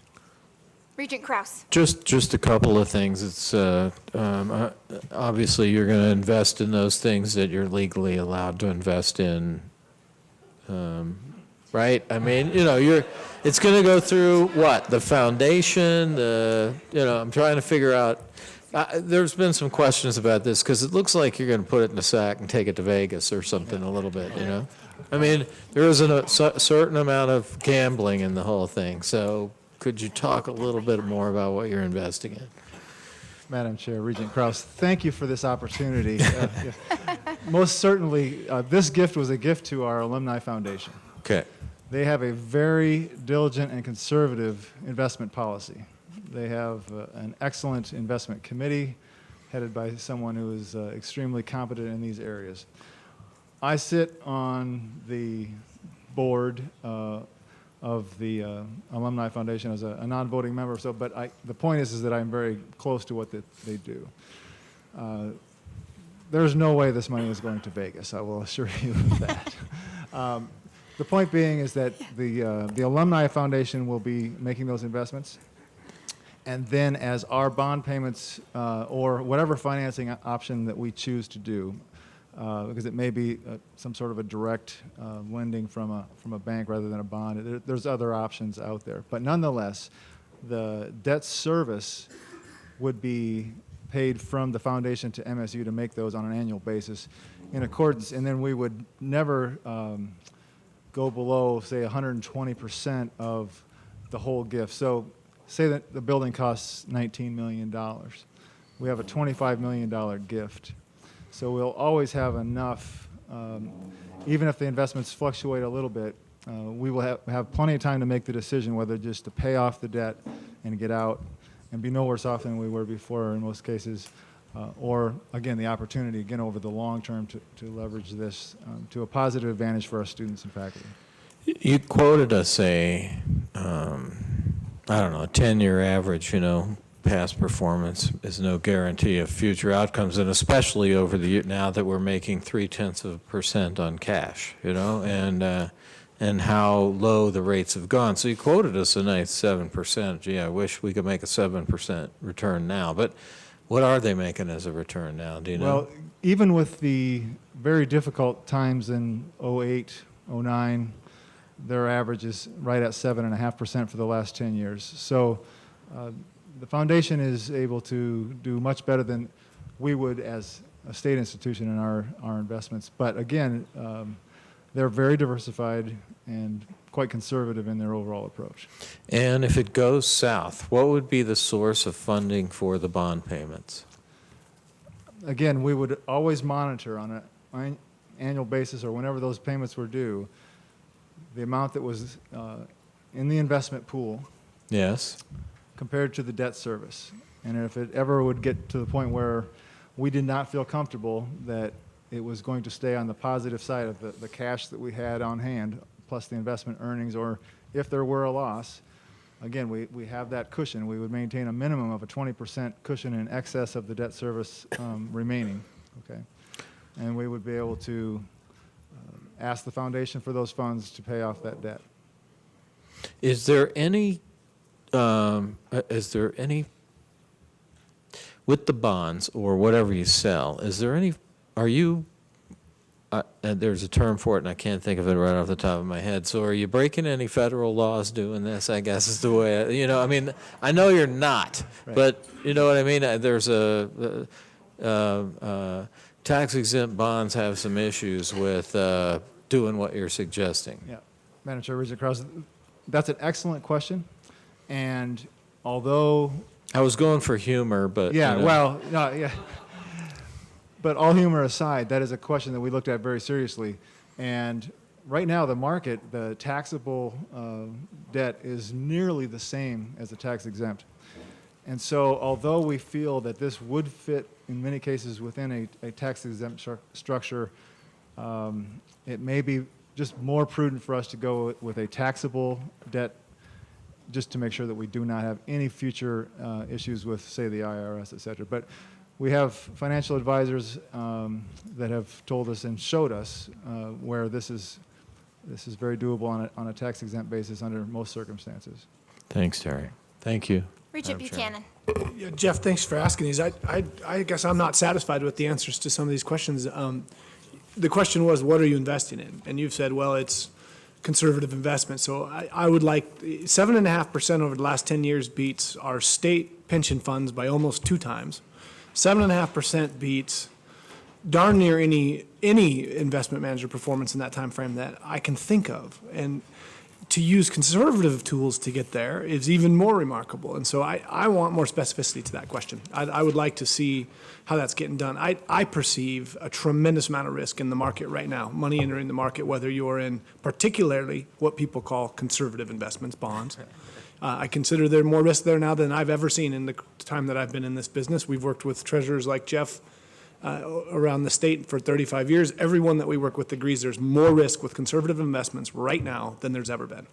So I'd like to see those specifics. And I think that the upside, the potential rate of return, I'd love to hear you quantify that over what we would be if we just did nothing. Because I don't see 0.3%. I see 0.3% on the no return investments out, or on the no risk investments out there. So if you could, before tomorrow's vote, provide some much more descriptive analysis of what the foundation has done to beat every money manager that I pay attention to, every benchmark that I would certainly like to look at that.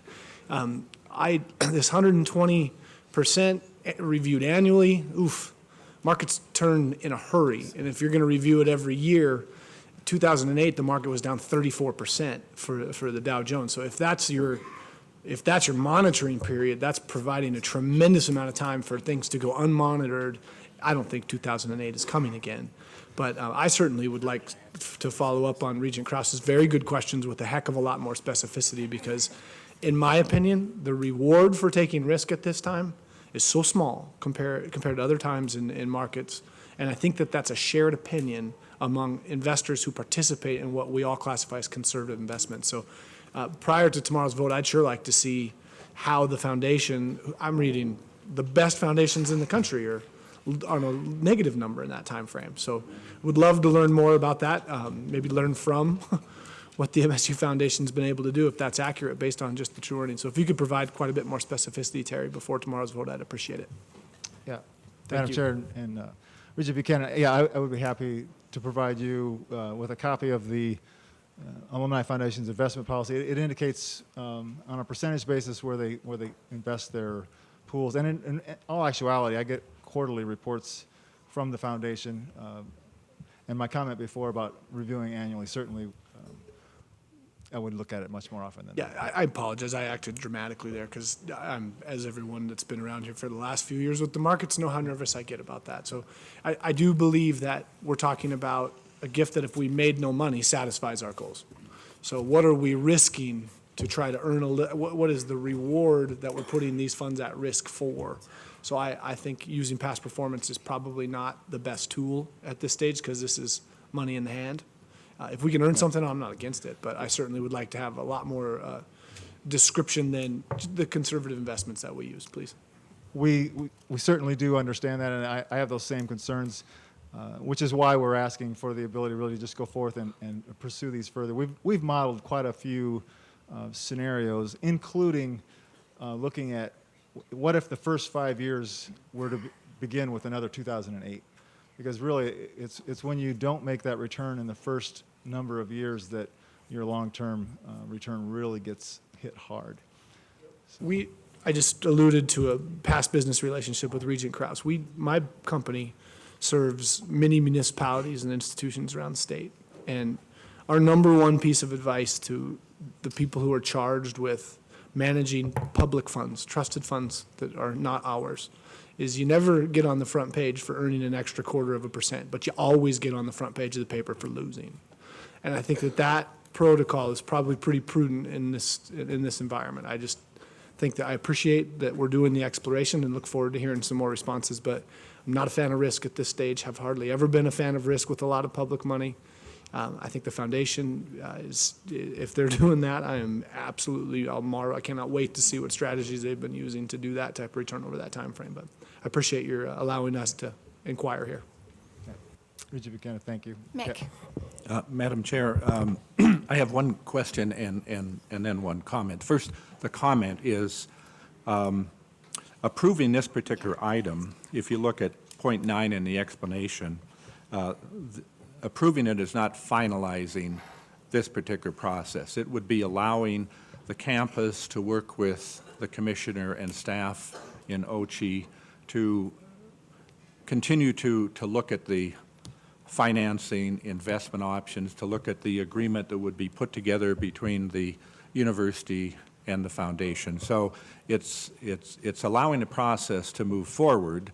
It does, this particular project is going to require some type of bridge financing at a minimum, simply because of the timing of when the donation will be coming in over, I think, a 5-year period versus a 2-year construction period. So there's going to be a need for some bridge financing. So those would be my comments. The one question I have of Terry, and we've had a little bit of a discussion around this, the total donation, $25 million, the construction cost of the building in the range of $19 million. The additional $6 million was to be used for programming costs. And as I understand the language, you would be basically sort of pledging the entire $26 million to satisfy the debt. And there are no specific restrictions on connecting those programmatic donation of $6 million to the sort of the security of this particular proposal. Is that correct? Madam Chair, Mr. Robinson, that is correct. Yeah. So again, the intent would be we'd have the full $25 million to backstop the debt that we would have, which would be $19 million or something less based on the current estimate of the cost of the building. Thank you. Regent Buchanan. Yeah, again, thank you for allowing us to ask questions. So this donation, the commitment is not at one time, it's over the years or something like that, is that correct? Yes, it is. So the bonds will carry Montana State University's name as the creditor, but what we're relying on is the cash flow from the individuals who made the commitment, correct? We're relying on the issuer, pardon me. I'm sorry, yeah. Regent Buchanan, yes, the Alumni Foundation would be, I mean, the gift is coming to them. So I guess I'm not sure if it's a legal issue or whatever, but they are committed to paying the debt service on an annual basis from unrestricted funds that they would have. Okay? This gift would be the main principle for that. However, there may be some years where we have to rely on unrestricted gifts. That would be the other piece of it. It could be other unrestricted gifts that could also pay this debt service. So the issuer, again, is Montana State University, right? The issue, when we go to borrow this money and sell those bonds? We will be the guarantor of the loan. So that's the answer to Regent Krause's question, is that the university's on the hook in the event that the funds are not, or if something falls apart, which is a fine answer. Yes, sir. Yeah. Great. Thank you. Further questions or comments from members of the board? Okay, is it the will of the committee then to move this forward to tomorrow? Okay, then it will be moved to tomorrow. At this time, we will take a break. Let's shoot for about 3:25, coming back to the table, and then we'll pick up with the tuition and fees conversation. Okay, before we get into our action item E regarding tuition and fees over the course of the biennium, I would like to make an introduction of Representative Bryce Bennett, who is here today, and I would invite you to join us at the table as we have a spot for our lawmakers if you'd like to join us, or if you'd like to come to the podium and make a remark or two. We welcome you, and we thank you for being a partner with us in the work that we do on behalf of all of our students across the system. Thank you, Madam Chair and members of the Regents. I remember coming to many of these meetings when I was a member of the ASUM Senate so long ago, but it's very exciting to be back, and I thank you for your work. It was great to work with Commissioner Christian, and everybody who's working to advance the goals of higher education in the last legislature. So thank you for all of your work. Thank you for your service and for coming today. Nice to see you. At this time, we will be looking at item E on the budget agenda. And before we take an examination of that, I would like to alert the members of the board at the table that we did just receive an email from Dawson, and they will not be raising tuition. So theirs will be flat as well. So we wanted to start the conversation with that. And for further conversation in regards to what I think was tremendous work by Mr. Robinson and folks at the Commissioner's office in doing tremendous diligence to bring forth this item, I will turn to hear more about that to Mr. Robinson. And thank you for your work in making this presentation today. Thank you, Madam Chair and members of the board. I would just like to provide a little bit of an overview of the process because you know, obviously, I think this decision regarding tuition and fees from a board standpoint is one of the more critical decisions that you make as a board, and it comes to the board every 2 years.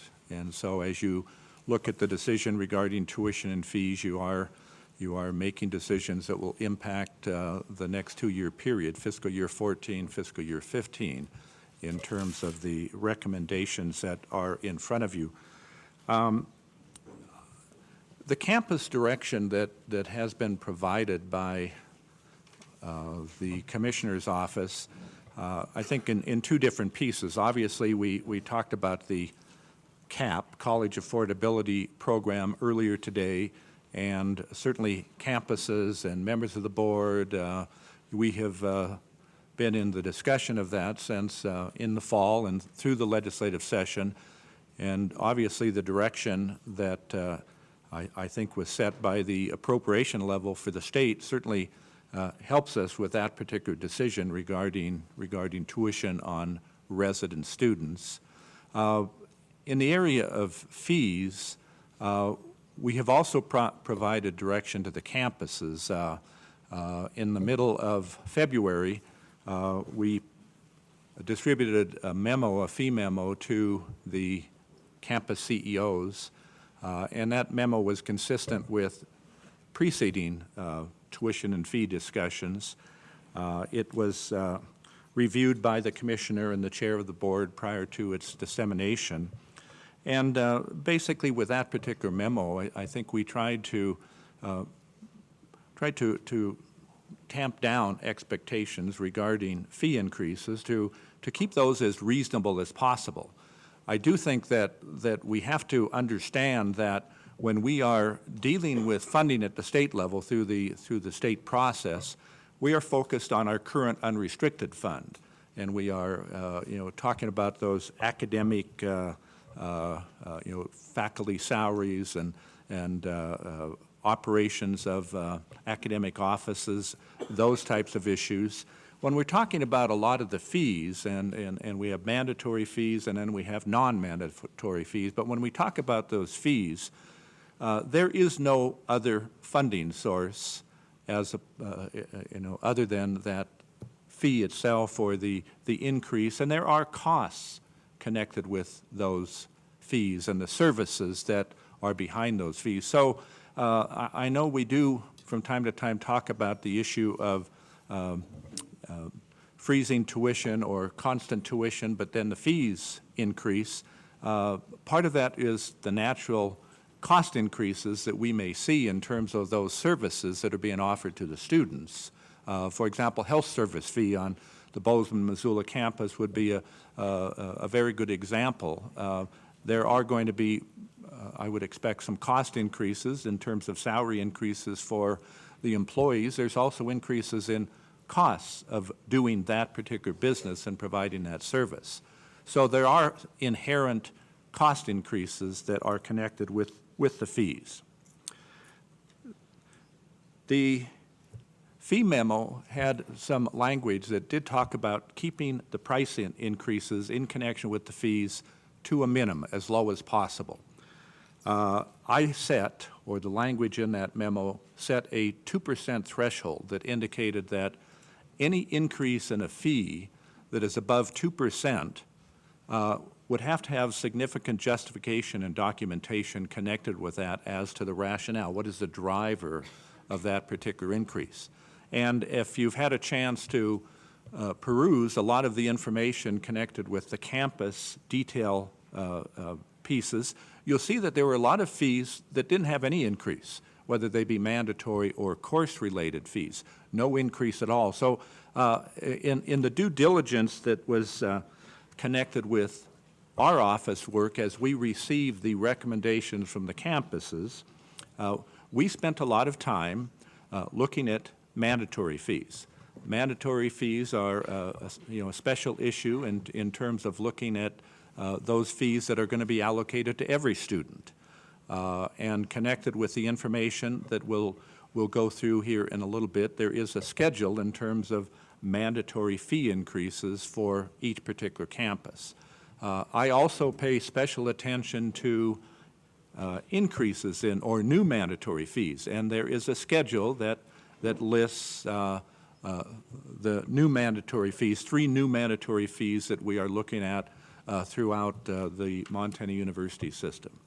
And then any new fee or fee increase above 2% in the other categories, I also reviewed, discussed with the campuses, pushed back in certain situations, and the end result, based on the work of our office, was that we feel that the recommendations in terms of tuition increases and fee increases that are being brought to this particular board at this meeting are reasonably justified in terms of increases in costs and activities that we are estimating to be experienced on the various campuses. So I'm satisfied. I spend a lot of time. I probably am the one in our office that spends most of the time on fee issues. And I'm satisfied in terms of the descriptions and justifications for the increases above 2% or new fees that they are reasonable. I did not spend a lot of time looking at fee increases below 2% or where there were no fee increases. But there were, again, a number of fee increases that fell into that particular category. The other area that you have to be careful of when you look at it from a percent standpoint is that, if you increase some of the fees 50%, that can be a pretty large percentage increase because the base fee is so very low. So, you always have to balance, as you're looking at percentages, you have to balance, the 25-cent or 50-cent increase might be a large percentage, but, fairly small dollar amount. So with that, I would like to take a look at the first attachment to this item, the proposed tuition summary.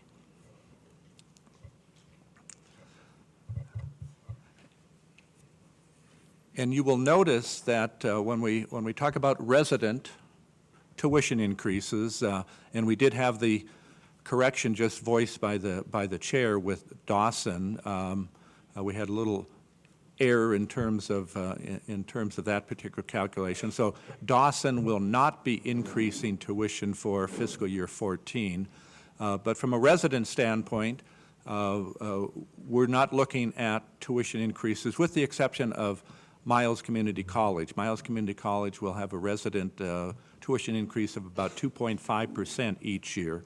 And again, for Miles, this present biennium, they did not have any increases in tuition. Their board did authorize that increase, and so it is presented to the Board of Regents. On the non-resident side, in the past, the board has allowed individual campuses to look at the market that they deal with in terms of the recruitment of non-resident students. So for the most part, from the standpoint of the university system, most of the non-resident students in terms of numbers are either at the Missoula campus or the Bozeman campus. And you'll see that both of those campuses are proposing a fairly modest increase in non-resident tuition at 3% each year. So fairly small increases in non-resident tuition across the board also for the next 2-year period. And I think, again, those small increases in non-resident tuition are recognizing the market, the ability to recruit non-resident students, looking at, they do have a list of comparator schools that they look at and evaluate where they sit within that range of tuition. So I think there has been a significant amount of science that has been connected with those particular increases, and they felt that those increases, while modest, would provide a little additional revenue, but would not harm the competitive nature of the Montana non-resident tuition as it would compare with the normal campuses that they would compete with. So, Madam Chair, I will stop there as we look at tuition and throw that back to you.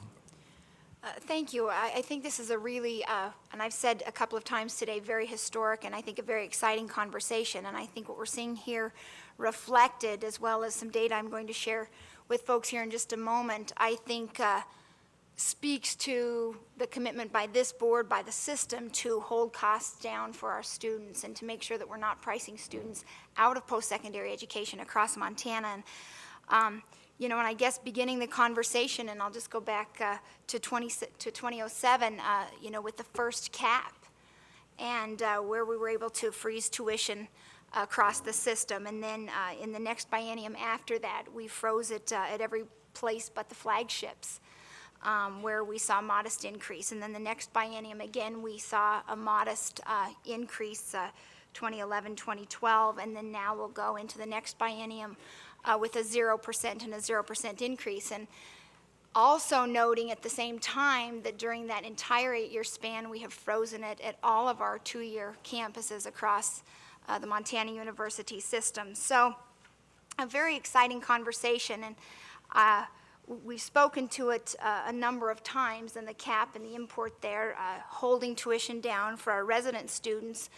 And enough cannot be said about the efforts made at the legislature to ensure that we as a system are able to do and embark on what we are about to embark on today as a system. So again, thanks to our lawmakers, thanks to the governor for his partnership, and for all of the folks across the system, including our students, who advocated for not only the appropriations in House Bill 2, but also the appropriations in House Bill 13 that would make this conversation one that would happen for certain. So with that then, in regards to tuition, I would look to my fellow board members and see if there are any questions or comments. Regent Tuss. Thank you, Madam Chair. I would just echo what you had to say about the partnership with our legislative partners and Governor Bullock. It is indeed a historic day, I think, that we're looking at here, and a good day for Montana students across the board. I do have a question for Mick.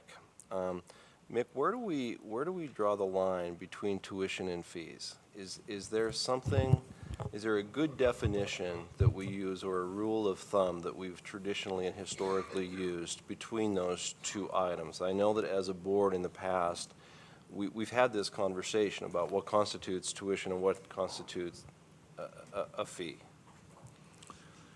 Madam Chair and Regent Tuss, I'm not sure we have a good definition of what divides tuition from mandatory fees. We do have in our tuition policy, I think, a very good definition of what's acceptable as a course fee. In terms of course fees, we would be looking at those situations that would be sort of outside the normal cost of the instructor and facilities, but it would be more focused on consumables or field trips, those that are maybe a little bit unusual for particular courses. But in terms of a good definition of differentiation between tuition and mandatory fees, I don't think we have that definition. It is probably more tuition or tradition than anything else in terms of the sort of the categories that make up those mandatory fee groupings. Thank you, Regent Tuss. Further questions or comments from members of the board? Well, sort of Regent Teal. piggybacking off of Regent Tuss's question,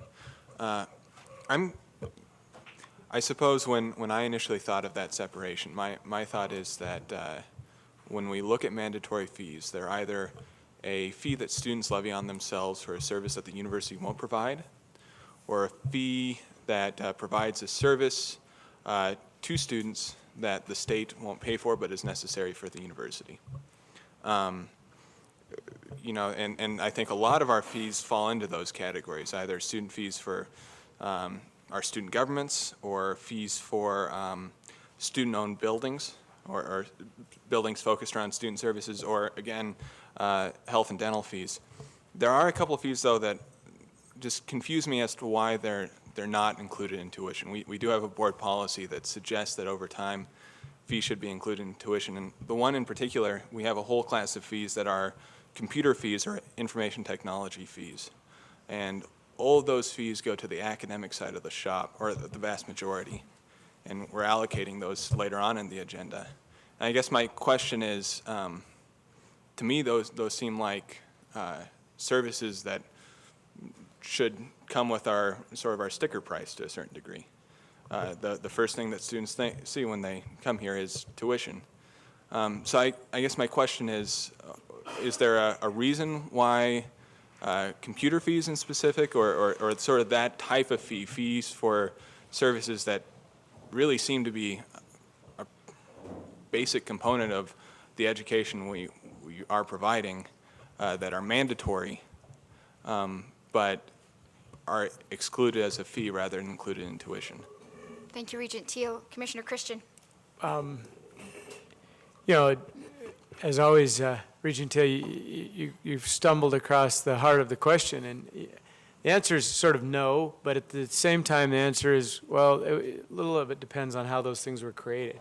We had this conversation last January. You know, that's sort of the danger of when you don't look at these things in totality and you take them one at a time. But the computer era came along after the tuition era, and so, you know, there's things that you need along the way, and so we bring them forward one at a time, and they create a fee. I mean, this is something that Lynn Hamilton, when she was on the board, we looked at quite a bit, which is, at some point, do you really have to take a hard look at rolling some of those mandatory fees into tuition? I mean, at some point, the line is a little blurred between those, and a lot of it just has to do with the genesis of those items, and they came along and were approved on their own, and so that's just sort of how they were perpetuated a long time. The non-mandatory fees make a lot of sense as a fee, but when you get into mandatory, it's just really a way that we've divided them up over the era, and you know, I don't know if you can really point toward a policy or a decision there that makes it real clear as to why one was one way and not another, but at some point it was the creation or the need for a specific item that came before the board and was approved as a fee, and as opposed to, you know, going back at a specific time and redoing a tuition matrix to say, well, that I understand you need computers at this point in time, we should adjust tuition. It's just how they were developed over time has more to do with the explanation than any sort of rhyme or reason behind it. Thank you. Regent Buchanan. I think we're at a neat spot. Thank you, by the way, Madam Chair. I think we're at a great position right now when it comes to higher education and cost. We're one of the few entities that's able to say we're going to be able to freeze tuition. And we owe a lot of gratitude, as we've all pointed out, to the legislature, to the governor, to Commissioner Christian and his office for the work that they did to get those agreements. I don't have quite as rosy of a picture of our track record. I mean, make no bones about it, 70+% of our students are in the middle of a biennium where they've had tuition go up 10%. We approved a tuition hike of 10% over 2 years on all four-year campuses at the last tuition discussion. So it doesn't discount that we've done a fantastic job of holding costs down on our two-year campuses. I think that's remarkable and something that we can sustain, but I think we're starting to do the work that we need to do when it comes to cost control at higher education. And not only in the state, but we're comparing ourselves very much on a curve when we say how great we're doing. We're beating our peers, and that's all very good. But again, our students experienced a significant, 70% of our students did it. So I charge us to remember that. We have very few levers where it provides us an opportunity to control costs of education. And this is one of them, and I am thrilled that we're going to walk out of this with not only the demonstration that we were able to say to our partners at the state level, we're worth this investment and do it in an exchange manner where we say in exchange for it, we'll hold our costs down. I'm not comfortable with the fee increases that we're talking about yet, and I'm going to look at them quite a bit more tonight, but you know, my opinion is we're already doing it, or we're darn near close to pricing a lot of people out of higher education. I mean, we get poor grades on our financial aid processes. I mean, we've got to get better at those things. But every time we raise any cost, the cost of higher education is going up. And we have levers in this vote where we can prevent cost rising. And I think that tuition sounds like we've got consensus. I sure hope we do. But I'd encourage all of us to look at these fees. I mean, we've got, last September, we talked about moving around a good chunk of our budget. It died on a 3-3 vote, tie vote. So there was half of the board that was sitting at the table that time that said, yeah, we can move around money within our budget. I think that we have to think about tools like that instead of continually to pass on the education to the cost to our students. I commend us for the position that we're in, and I mean us by the commissioner and the work that he did with the state to get the funding to give us this opportunity with tuition. I'd encourage each of you on this board to consider the same position with our fees. I'm considering it.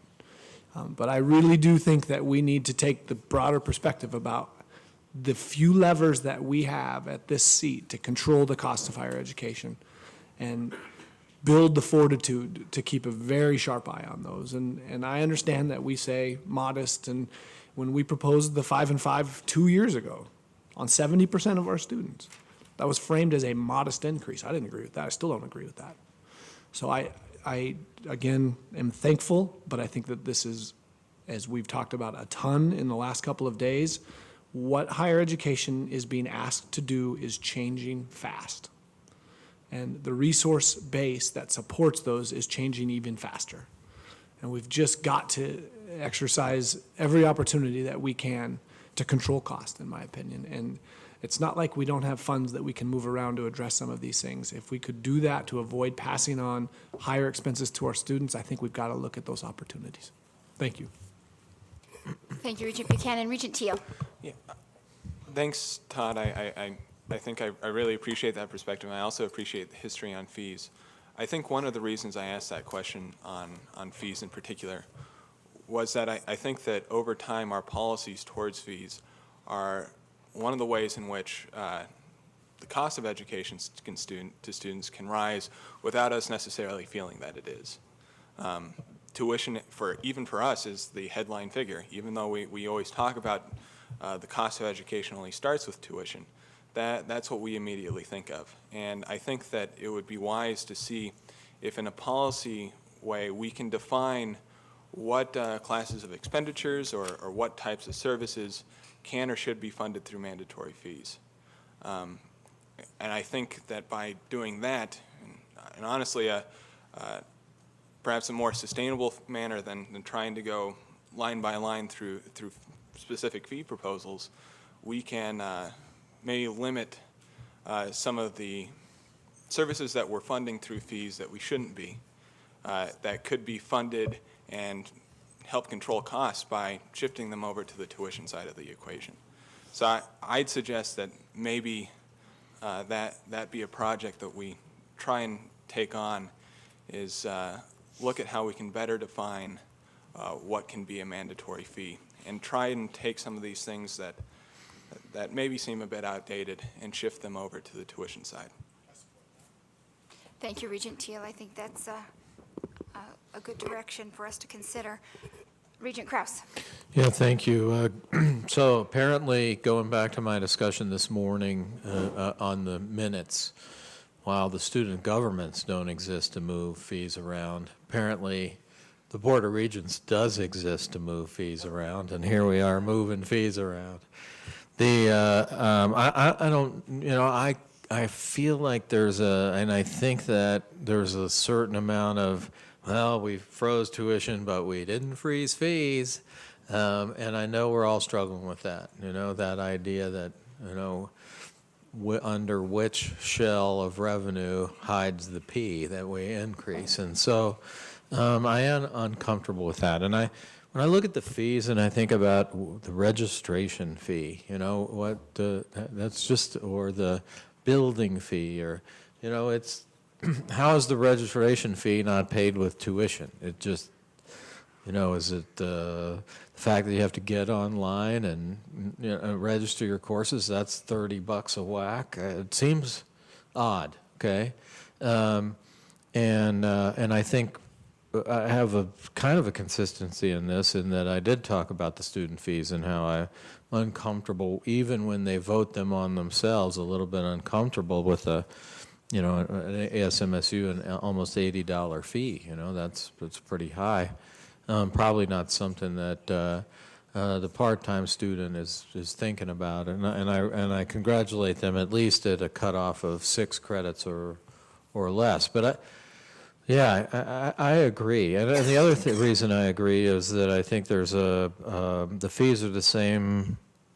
Maybe they're not, but I thought they were roughly the same for in-state and out-of-state, and that by putting them in the tuition, then you are able to adjust in-state and out-of-state as well. Now, is that fair? Because it costs the same to register whether you're in or out of state. I'm not sure we're talking about fairness here, but I think it's and it's the same buildings, it's the same computers, but I think we sort of have this.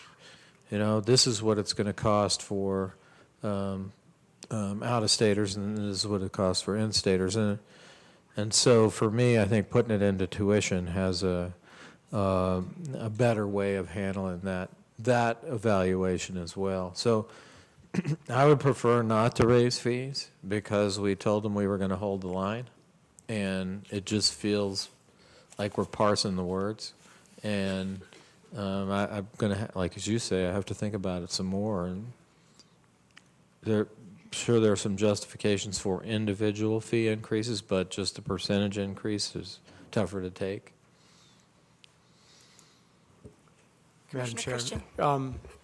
I think to some extent, Regent Cross sort of hit on part of the uniqueness of a fee versus tuition, like registration. I mean, whether someone's taken one course or however many, 3 credits or 15 credits or 18 credits, the work to the registrar's office is similar. So, to some extent, fees were based on performing a service or providing a service, where tuition has been more flexible, and certainly there was that differentiating scale on charging by the course or that, and the flat spot comes into play in some of those things. But I think to some of Joe's earlier comments, this is something we have actually wrestled with some as a board in the past. There's certainly some validity to taking a look at that.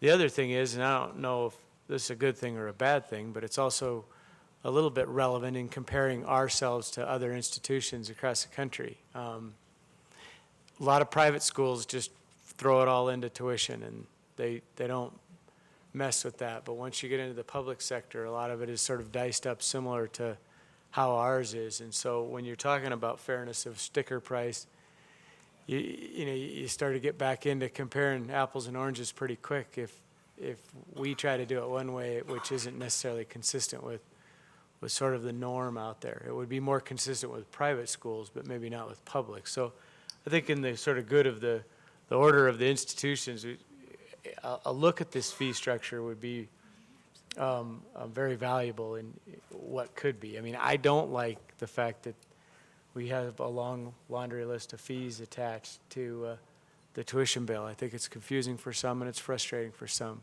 Frankly, I don't feel a whole lot different with my property taxes when there's a couple dozen things added on after the fact. I think that part just sort of creates some irritant that isn't necessarily productive. So I think it's a good thing to look at, and that's sort of separate from your decision tomorrow. But there are some reasons, I guess, behind why they were created as a fee instead of tuition, and probably have to do with the service or the providing of, you know, it's like some of the building fees or departmental fees. You're going to use that heating the buildings, whether we, you know, to some extent we have to do that stuff. And it's going to be fairly complicated if we try to roll that into a tuition that then varies by the course load and some of that. So we would really have to take a pretty in-depth look at how that all sorts out. Not that we're not willing to do that, but it's a bit more complicated than we're going to get done in a short order. But that, you know, background for a later conversation. Certainly the fee conversation I appreciate that is going on, and what you all need to do with that tomorrow. It is indeed, I think, a very good suggestion, and one I think that we as a committee can begin to undertake. And perhaps the complexion of this conversation will look different in 2 years then, if we are able to come up with something meaningful and something that is doable and something that truly reflects what is happening in the MUS as compared to other public institutions across the country. Regent Teal. Thank you, Madam Chair. Absolutely, and I do think that this is not a knot we're going to be able to untangle here or easily. One reason why I think that I suggest that we take another look is I do think that there are a couple classes of fees that to me have some sort of philosophical backing that I'm just more okay with them. And those are fees that are student-initiated, student-supported, student-voted on. And I don't feel like they have a place in our current policy structure. So, you know, I'd like to have I think it's helpful for us as a board, both on the realm of cost containment, to think about what fees can we reasonably put back into tuition. And I understand that there are a lot of nuance, particularly with how we compare ourselves to other institutions and how that affects our recruiting. But I do think that there are some ways that we could create some best practices so that when we're considering fees, we know that there's this sort of ideological backing behind why they've been included. Absolutely. Thank you. Great conversation. Regent Kraus. And there's, thank you very much, Madam Chairman, and just one a couple of small items. One is, you know, that we always talk about the flat spot between 12 and 18, but if students took 18 or 15 or something, there'd be 2 or 3 fewer registrations. Maybe we could roll that back into their fee structure. If they take 18, then no registration fee because we're going to save money on the other end, or, you know, something like that. I mean, even if we were doing fees, just to throw that out to the campuses, even if you were doing fees, you might, when we continue to do them, as we no doubt will, maybe find a way to roll back those fee savings back into an 18 credit registrant or something like that, just to see if it helps any. And that was one of them. And then a couple of the regents talked about, you know, the past. And for me, we are doing something about breaking that assumption that increases happen as a matter of course. They just happen. We always increase tuition. I don't think that's a sustainable model. Whatever you divide into 72, it's still, eventually you price yourself out of it. And I did want to thank former Governor Schweitzer for kind of setting the bar, and Governor Bullock and the current legislators who've allowed us to put some caps in there. It really is a big part of what we're trying to do, and we are making up for the 90. So I'm going to say that, you know, we are trying to make up for that and to get back what slid so far in that era. So I appreciate everything people have done right before me to start getting this done, and thanks to everybody for holding the line. Thank you, Regent Kraus. Now I'll turn it back to Mr. Robinson for more conversation regarding the fees. Members of the board, I'd like to go to the second schedule that is the sort of the total mandatory fee increases, and not wanting to necessarily beat the discussion of fee increases to death, but again, I think I've been in my position now for about 8 years, and I do take, I think, a bit of pride in terms of the effort at cost control at campuses, and especially in the area of fees and mandatory fees. And you know, if you look over that period, there have really been there may have been some addition of mandatory fees for some of the campuses that were sort of in line with other mandatory fees charged at campuses. For example, we'll see those examples, three of those examples today in terms of a health service fee, student health service fee at Flathead Valley. We have an increase in a recreation fee, appropriately called the BARC fee at Western, dealing with their registration. That is on another schedule. And then we have an increase in the campus recreation fee at Highlands College. And those mandatory fee increases, or new mandatory fees for those particular campuses, are, I think, comparable to the mandatory fees that we have for other campuses. But if you look at outside of those campuses that did have the increase in or an addition of a new fee, I think we're looking at fairly small percentage increase in dollar increases on a semester basis across the campuses. You'll see that maybe 3.4%, 3.7% at the high end for the campuses in terms of those mandatory fee increases.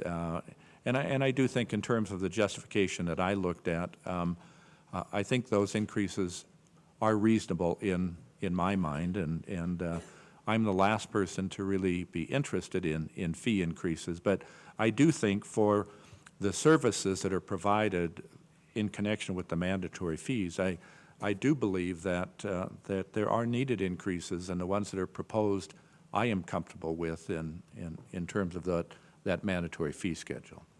The third schedule, we do have just the 3 new additional mandatory fees that I mentioned. But Madam Chair, those would be my final comments, I think, regarding the fee increases. Thank you very much. And I guess I think sometimes as we have this conversation, for me at least, it always goes back to quality. And from what I understand in visiting with Mick and others, and Dr. Karras from Flathead Valley Community College, we're talking about the Student Health Center fee, $45 per semester for those students there. And correct, $45 per semester. And you know, if that fee doesn't exist, then those students don't have access to that health center facility. And I think that's one of those times when certainly the fee and the cost of it is certainly warranted. And I would urge my fellow board members to consider any negative impacts on quality or opportunities by not approving some of these fees. And I would stress that I believe, and I know others believe firmly, the due diligence that goes into bringing these recommendations to us always lead to, I think, what are very cautious presentations for us. And I think the consideration at the end of the day comes down to what will, in a meaningful way, most positively impact the students that we serve. And I would hate to see us deny a student access in regards to a facility that student might benefit from because of our efforts to keep costs down on this end, because I could see how costs on another end could increase for our students. if they don't have access, and in this case, speaking to the FVCC one, to quality health care. So I see Dr. Karras is coming to the podium, and I look forward to you adding to the conversation. Thank you, Madam Chair, members of the board, Commissioner Christian. I just want to add to that our thanks to a very large private donation and the support of our community to complete the funding for a new nursing and health science center, we were also able to add a student health clinic into that building. And many of our students can afford student health insurance, and the $45 a semester, as many of you know, is less than one visit to a doctor.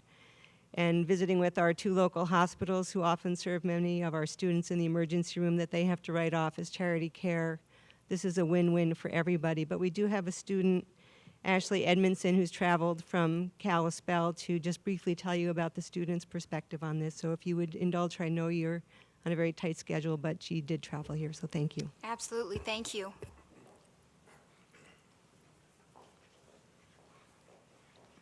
Madam Chair, members of the board, and Commissioner Christian. My name is Ashley Edmondson, and I'm a student at Flathead Valley Community College, and I'm also a member of the Budget Committee. So this is very exciting to me that we have this new health clinic.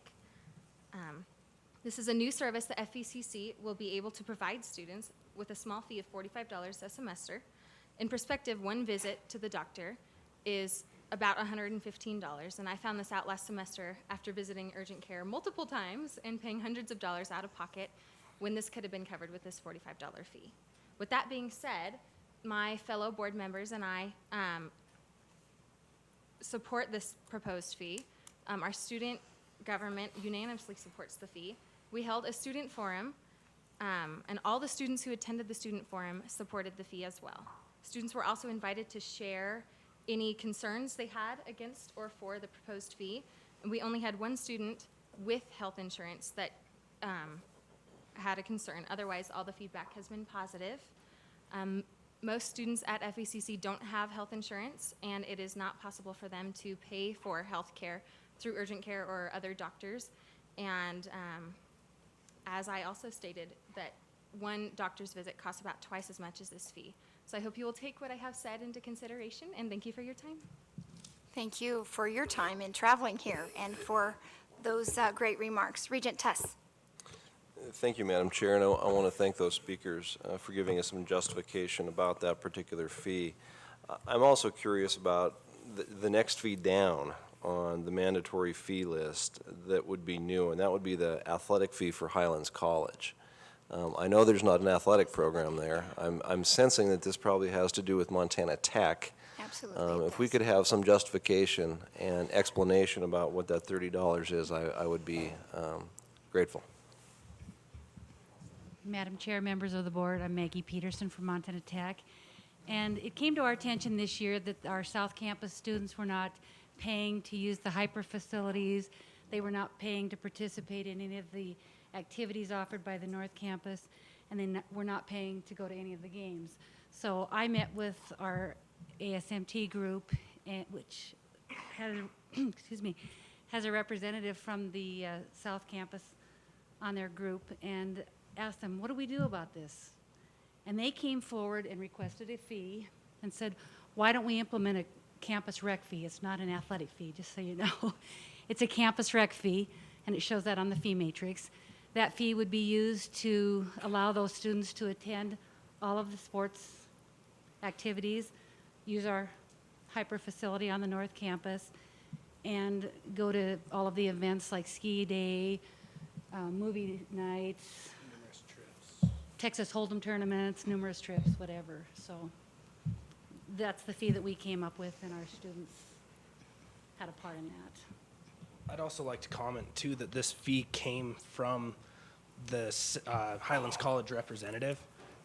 Said that I see a lot of the South Campus, the Highlands College students, playing, participating in intramurals, and he looked at his fees, and he doesn't pay a hyper fee. And for our North Campus students, if you look at these 3 areas that the fees would go to towards, North Campus students pay around $260 for all of these services, where we're just proposing a $30 fee for for the South Campus students, and many of the Highlands College students are living in the dorms or in Uptown Butte, so they're located close to the Montana Tech campus. So.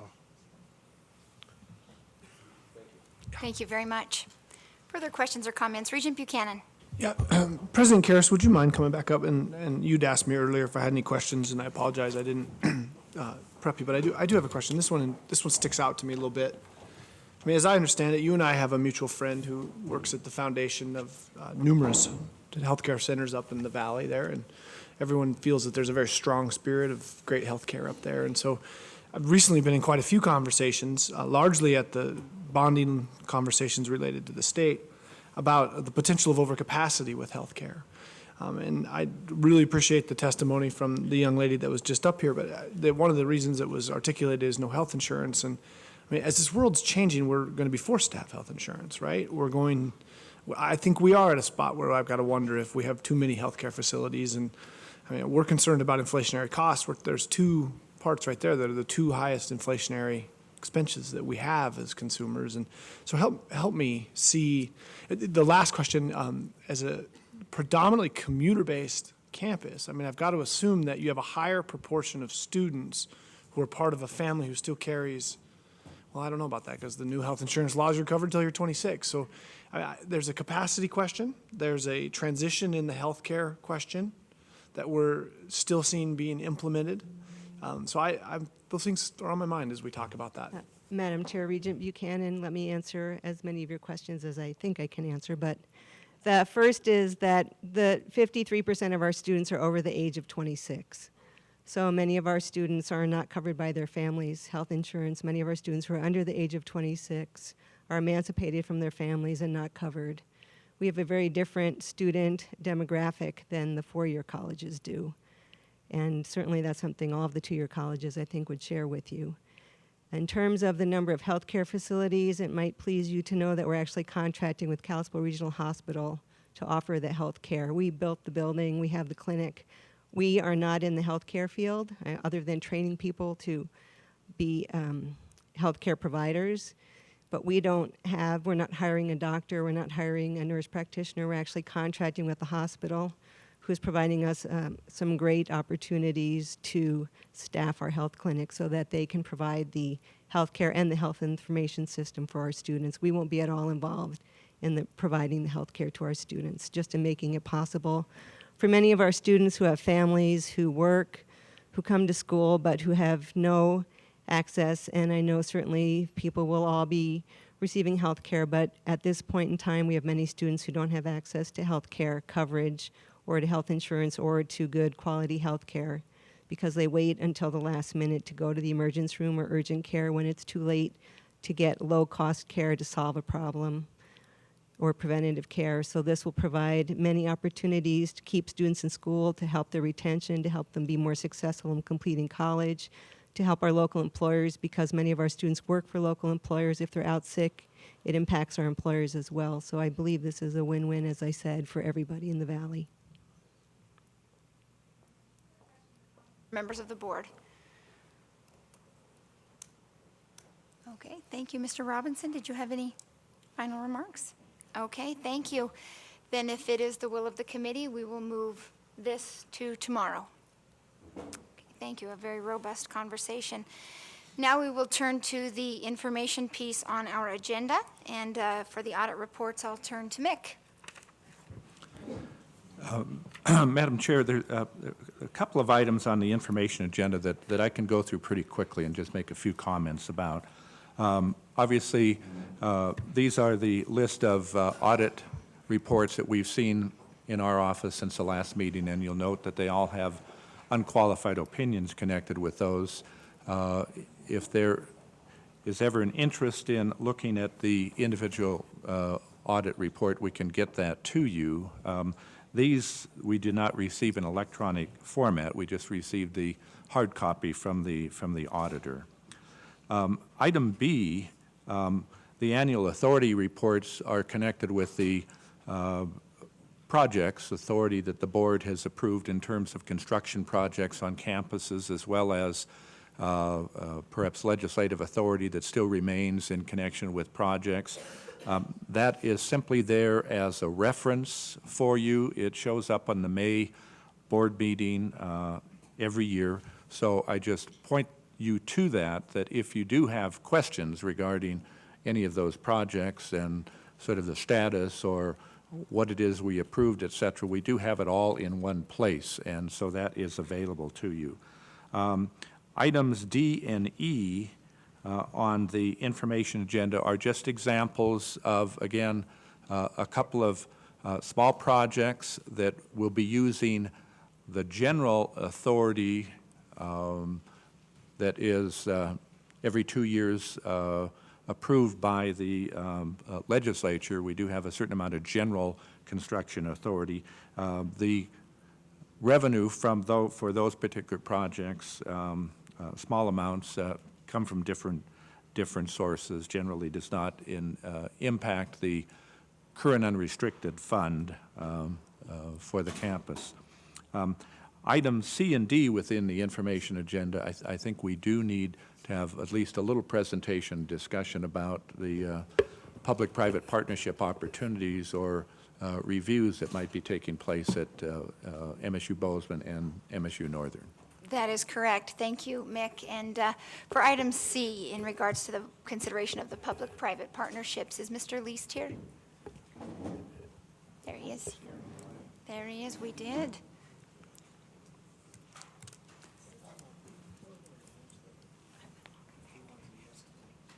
You know what? I had that typed right here. We could actually separate it. Madam Chair and members of the board, yes, this, as you know, our enrollment growth has been increasing the last several years, and our housing operations in Bozeman are very near their capacity levels. So we have been exploring options of how to best remediate that issue, and we can do it internal. We could build our own as we've done in the past, or we could partner with somebody and do that. So we are exploring both options, and we have hired a nationally renowned consultant, Brailsford and Dunleavy, who deals with this.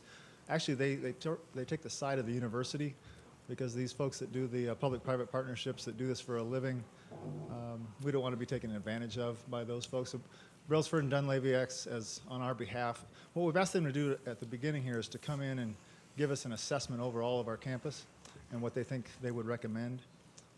So the recommendation could be, we recommend that you do this internal. They look at the local market, what the rents will generate, whether they think someone from the outside would be willing to come in and do this on a public-private partnership, or whether we would be better off to do it internally. So if there's any questions about this, certainly happy to answer those.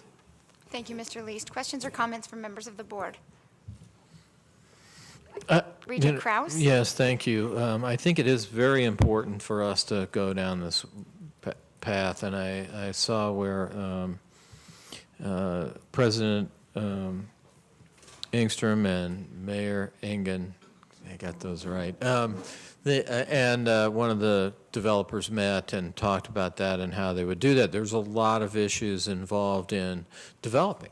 And in Bozeman, at least, the rental market is very tight, and there's not a lot of rentals out there right now for students, and that represents a bit of an artificial cap on the enrollment of the university, and it is difficult to develop in Bozeman, but the university has some assets. I think they have land, or they would be able to receive land, or there are some ways that universities can do things and the state can do things that private developers can't. And I think that it's important for the universities to explore those because right now it is not the case that the private sector is able to meet the needs of what's going on. And it's not so much because they're unwilling to do so, but it's because of other government regulations, some of which universities would not be subject to. Thank you, Regent Krause. Further questions or comments from members of the board? Thank you, Mr. Least. Thank you. And now we will look to Chancellor Limbaugh for the next item, and it's a similar conversation regarding the public-private partnerships up at MSU Northern. Madam Chair, thank you for the opportunity to explain this. Since I've been Chancellor, you've been hearing about the amount of community support that we've received. You saw the pictures of the food court we did. You heard about the women in the basement making curtains for our residence halls. This is in that vein, and it's fundamentally different from what Mr. Least just presented, because a group of 3 businessmen in the community of Havre came to me and said, we want to do something of significance for the institution. Would you like a residence hall? And they said that they had been waiting for the right time to ask. They had been watching the institution, and they were noticing what many people in the community of Havre have been noticing, and which I've been reporting to you all. We are, if you looked at the enrollment figures, we've stabilized and we've turned around over the last year. I am up 35 FTE now this spring in terms of the number of students that have pre-registered for the fall because of some significant work being done by many of the good folks from Northern that are in this room. We're stabilizing Donaldson Hall, which for those of you who've been there is that beautiful collegiate Gothic building that means so much to the institution. We are working on creating a learning center. We have established most importantly, some groundbreaking recommendations, and I want to call out publicly Provost Templeton for going through and doing what I think is our responsibility as educators, to evaluate on a very critical basis every academic program. We've looked at all 73 of our programs. I have made my decisions. They're being distributed to the faculty for their review, and when I give it to you all, I think what you will see is some very aggressive, some very risk-taking, but some very bold moves by our faculty to develop at Northern a niche institution that can serve a particular need. Havre is a small community. They see all of this. So these businessmen came to us, and their proposal is this.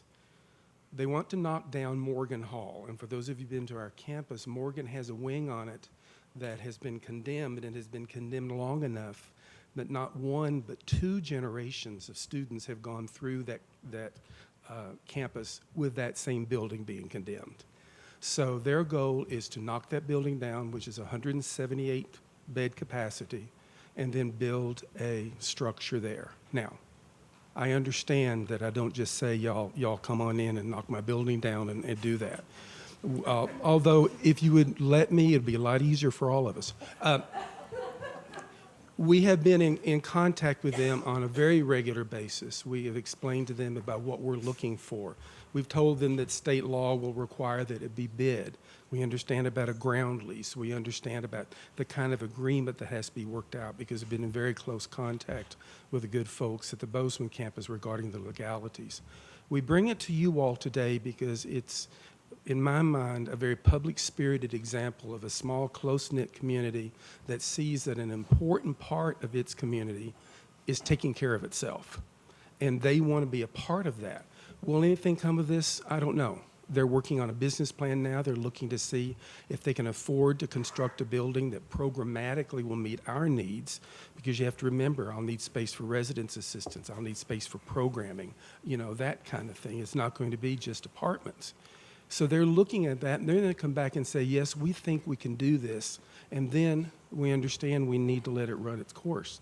But because it is such a different approach, we felt it prudent to let you all know up front that the conversations were being held. So I will certainly stand for any questions about what we're doing.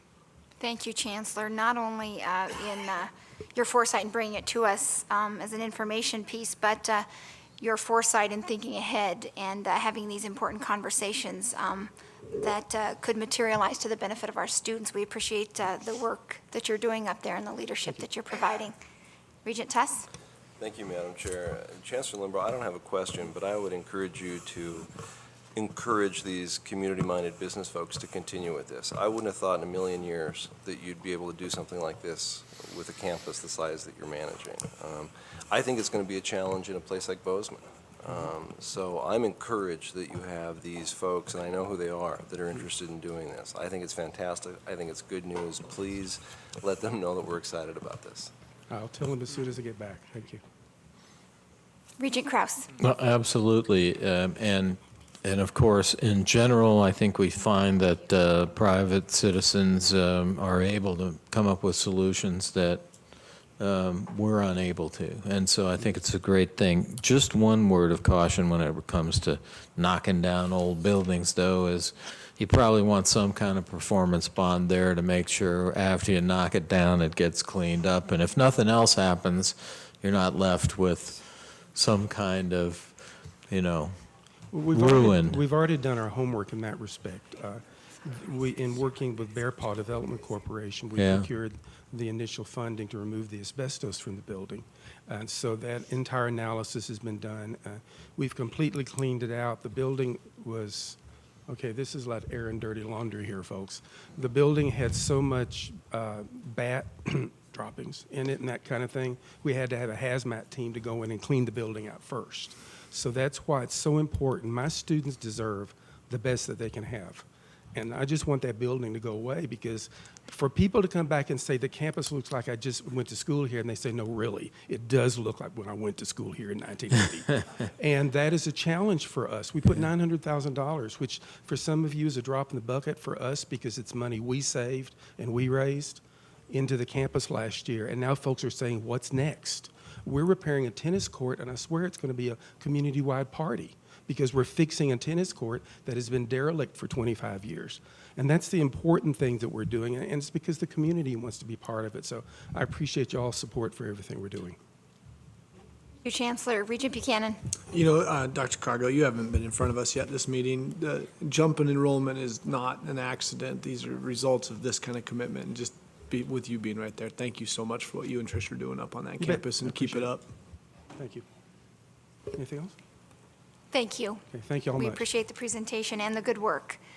Now we will return to Bozeman for a conversation about some summer renovations. Mr. Least, if you would please come and visit with us about what you have going on there with item D. Madam Chair, I just sort of went through those real quickly You did, yes. as those two as examples. Yeah. So Did you want to add anything, though, Terry? Okay. Do any members of the board have questions or comments on those? Okay, super. Then we're now at the point on our consent item. And at this point, I would ask for tomorrow, are there any items that members of the board wish to pull from the consent agenda? Okay, then we will move the consent agenda forward. So we are at the time in our meeting where we will take public comment. Absolutely, I caught up. Smoked it. Is there any public comment?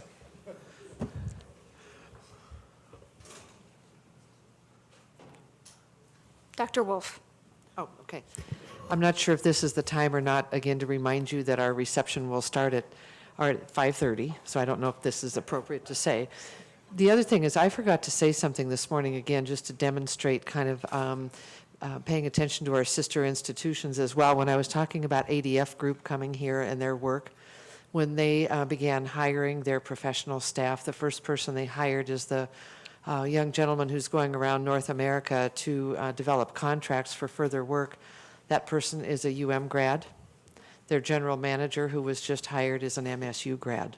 So we're a split family. Mr. Least. Madam Chair, members of the board, I did greatly appreciate the discussion earlier about fees and incorporation into the overall tuition rates. I think that's a great way forward. I certainly thought about that a lot in the last couple of years. One item to consider that maybe wasn't brought up yet is a number of these fees are included as part of our debt service in our indentures. And so until those debt issuances play out, there will be some complications in removing those from the bond indenture. So I just wanted everybody to be aware of that. Complicated for sure. Thank you, Mr. Least. Further public comment. I don't have a public comment, but earlier in one of the discussions, Regent Buchanan, talked about a business relationship we might have had, and I'm not one of his clients. We don't have a business relationship. There's no conflict of interest there, but many years ago when I was the county treasurer, his firm advised me on all the investing. So it was a long time ago and far away. Yeah. Thanks, Regent Kraus. Public comment? I'd still be using them if I was county treasurer. But, yeah. Thank you, Chair McLean and members of the Regents. For the record, my name is Mark O'Farrell. I'm with MEMFT. And I was interested in your discussion today around tuition and so forth. And I just come up to remind everybody that it was just a couple of years ago that the students stood up, and it was the tuition increase that you were talking about, Regent Buchanan, stood up and supported that increase on behalf of our members and other staff, because they knew that there was a real issue with retention and recruitment of staff. And they stood up and supported that increase, even though it was a hardship to them, even though we fought hard together in the halls of the legislature in the 2011 session to make that not happen. It did, and it precipitated, as somebody said, a tax on all Montana families. So we feel it necessary to stand up and support this tuition freeze and the deal that you guys put together with the legislature and the governor. We think it's a good deal, it's opportune, it's good for students, and we look forward to looking and working with you. As you know, you had a great lobby team in the session, Commissioner and all the members of the team, both from campus levels and from OCHI. They do a wonderful job, and they really do work to the best interests of all Montana students, and we like to hope that we were part of that effort in terms of lobbying for House Bill 2 and House Bill 13. And so we think that you made a good deal, and we support the deal, and we look forward to working with you. And we'll talk a little bit more tomorrow about some possibilities to create a pay plan for our members and other staff with both $13 and $2. So we just want to go on the record of supporting your decision. Thank you. Thank you, Marco. Marco, I'd just like to say thank you also. You certainly did support our efforts in the legislative session, you and the two Erics. We're always present at the Capitol and worked hard on our behalf on a number of issues, including did some real good work for us on the pension bills and others. So we appreciate the partnership there as well. Thank you. Thank you, Marco. Regent Robinson. Thank you, Madam Chair. I neglected to comment earlier, and I just wanted to add for the record on the other legislation that was covered, and in particular House Bill 286, which resolved the issue with the American Indian tuition waivers. I know enough at least how it goes with the meetings. I know some of you won't be here tomorrow, and I did want to mention this item because it really goes a long way in a state that has 13 different tribes and one state-recognized tribe, because there aren't many states that do have state-recognized tribes. And so this is a question that came to me over the last couple of years from the tribal college presidents and tribal members that were concerned, and they were anxious to enroll in our university system. And so this is a hurdle that's been removed by everybody that's worked on this issue. So I just want to thank all of you that did work on this and were able to pass this with this particular legislature, because it's a great statement to all the students in Montana. Thank you. Thank you, Regent Robinson. Further public comment? Yes. Well, we just went into public. Madam Chair, members of the board. Thank you. I know we covered this at the lunch meeting today with MAS, but I'd like to introduce for everybody else in the room the incoming leadership of the Montana Associated Students. So with that, I'd like to introduce Ryan Shore out of Montana State University Billings, who is not in the room, but he will be taking over as treasurer for the Montana Associated Students. I'd like to introduce Seamus Manley, who will be taking over as the Vice President of External Affairs from the University of Montana Western in Dillon. I'd like to introduce Lindsay Murdoch, Montana State University Bozeman. Won't hold that against her, but she'll be taking over as the Vice President of Internal Affairs. And then myself, Asa Holman, University of Montana, I will be coming in as the President of MAS. So thank you very much.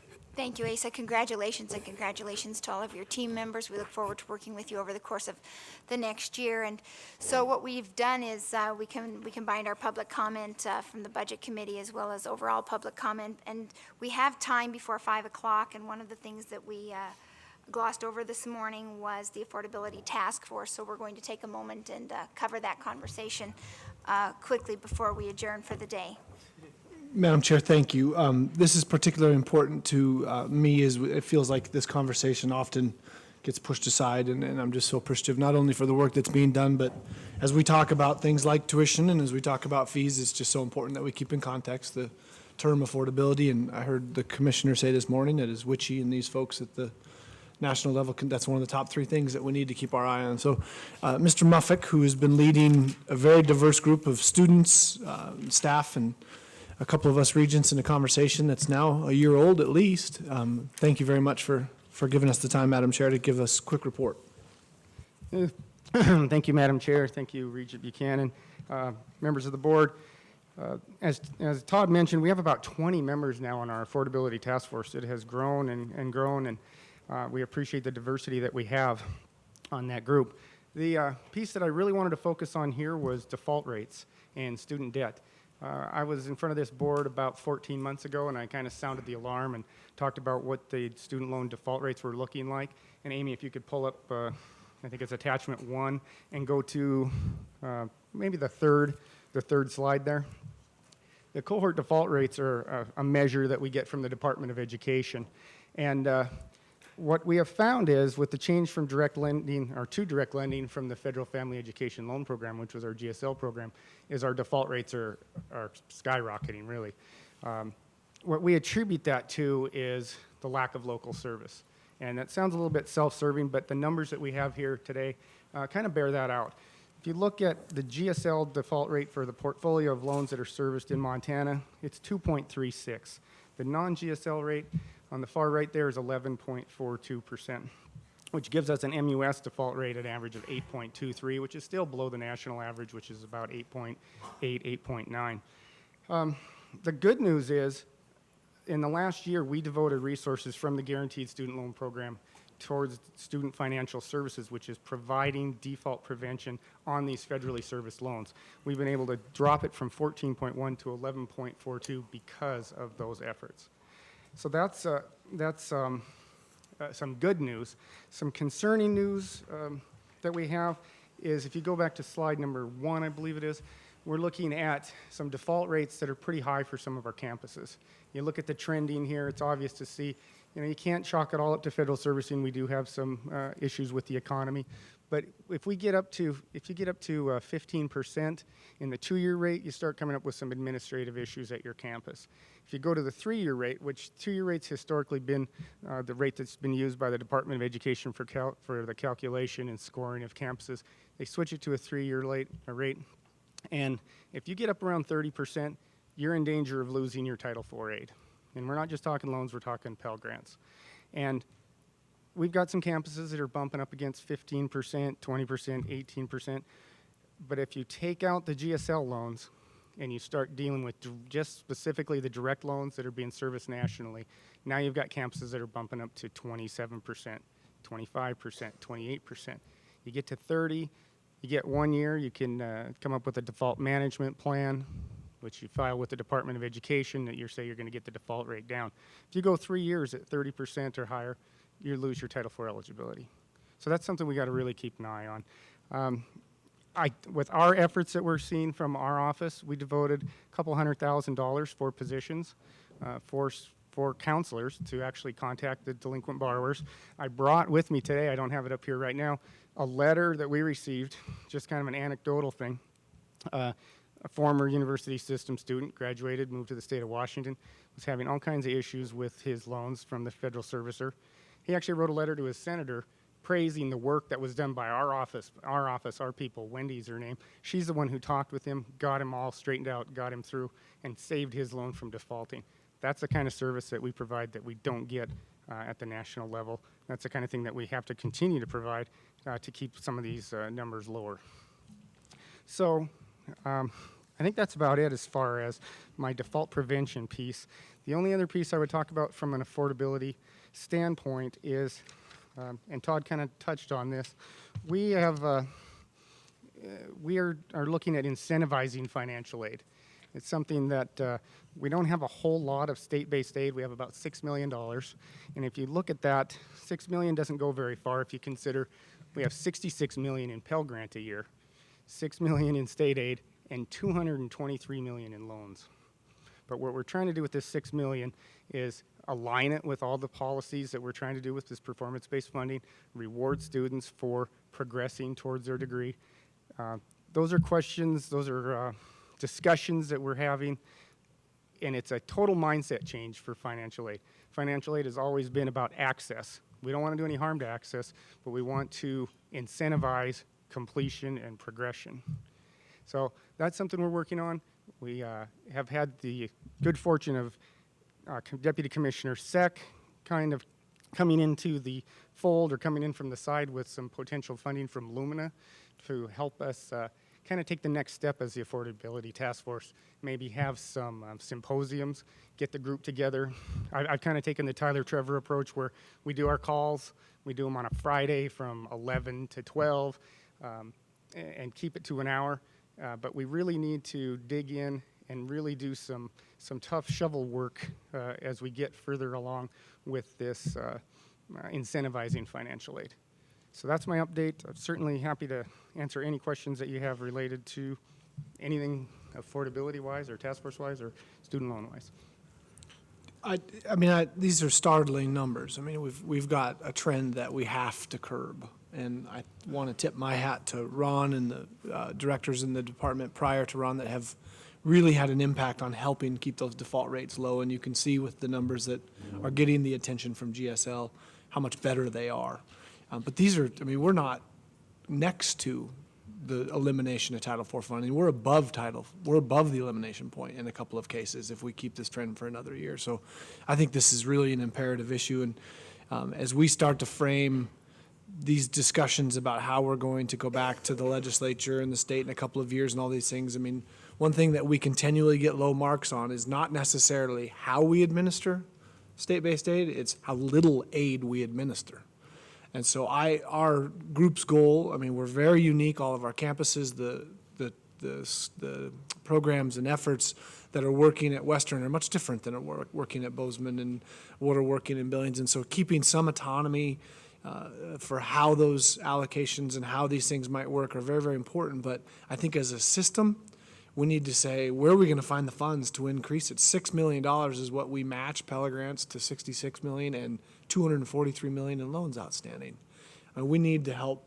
If access is a priority, if retention is a priority, we need to elevate this as a tool. And I would love to see at our next legislative agenda need-based aid with a dollar amount going to the legislature, money that goes right to a student so that they can go to class. I mean, we need to elevate this because the trends are scary. The trends are real and they're happening pretty darn quick. And the soberness with which this group operates with such limited funding and such a tremendous ability, I'm impressed with the fact that they haven't just quit. They are focused on doing it, and we've made the agreement that is our goal, to make addressing this not only adjustments of policies and those things, but the impact or the identification of where more resources can come from and put those just as important as some of these other resource requests that we make when we go to the state as we move forward. And I can't thank Ron and this group enough for the commitment, because it's not a fun conversation, but it's one that's growing very rapidly. Thanks, Ron. Thank you. Does that conclude your presentation? Okay, thank you. Mr. Renz. Thank you, Chair McLean. This is my last meeting with the Regents as MUS Board Chair, and I do want to introduce John Neumeyer. Dr. Neumeyer is a physics professor at MSU. He'll be my successor in the coming year. Actually, that's not true. Bob will be. Bob? Oh, Bob will be. Oh, you'll be out. How did you arrange that? I'll tell you later. Anyway, Bob will be my successor in the coming year. I'll be off on a Fulbright to the Republic of Georgia for the forthcoming year, so I won't be able to visit you. There's something I do want to say about MUSFAR and the past year. I've noticed a lot of energy among the faculty in terms of bringing initiatives up from the bottom to the regents. I've noticed a lot of energy from the faculty in terms of getting involved in initiatives coming from OCHI and from the regents. I think that under Bob's leadership, that energy is going to continue. I'm real happy to see that. One thing I know that we have been talking about is further integrating the university system. The material science degree is just one example of that, and we are talking about doing the same thing at the undergraduate level. I think that to some extent we have to come to the realization that the reality is that our state funding is somewhat static. I've talked many times to this board about faculty vacancies. To some extent, we need to recognize that some of those vacancies are permanent, and that if we are going to have faculty who have specialties, who can bring those specialties to our students, we're going to need to bring students from campus to campus to take advantage of those. And I think by further integrating our programs, we'll be able to do that. I blissfully refer to that as the study abroad program by sending our students to Bozeman from Missoula. But essentially, that's what we're talking about. As we've moved to Common Course numbering, so that movement back and forth should be fluid. And I think that both OCHI and the board and MUSFAR should be moving forward to think about how we can take advantage of each campus's strength, whether it's MSU Billings, whether it's the University of Montana, Missoula, so that our students, wherever they may be located, can find that professor who can teach to their interests and their future career. Thanks. Thank you, Mr. Renz, for your words and for the contributions you've made at the table. And we hope you enjoy your year in the Republic of Georgia. Thank you, and we look forward to working with your new successor. Is there any public comment? We'll do this one final time today. Any public comment? Any public comment? With that, then, we will stand adjourned until tomorrow morning.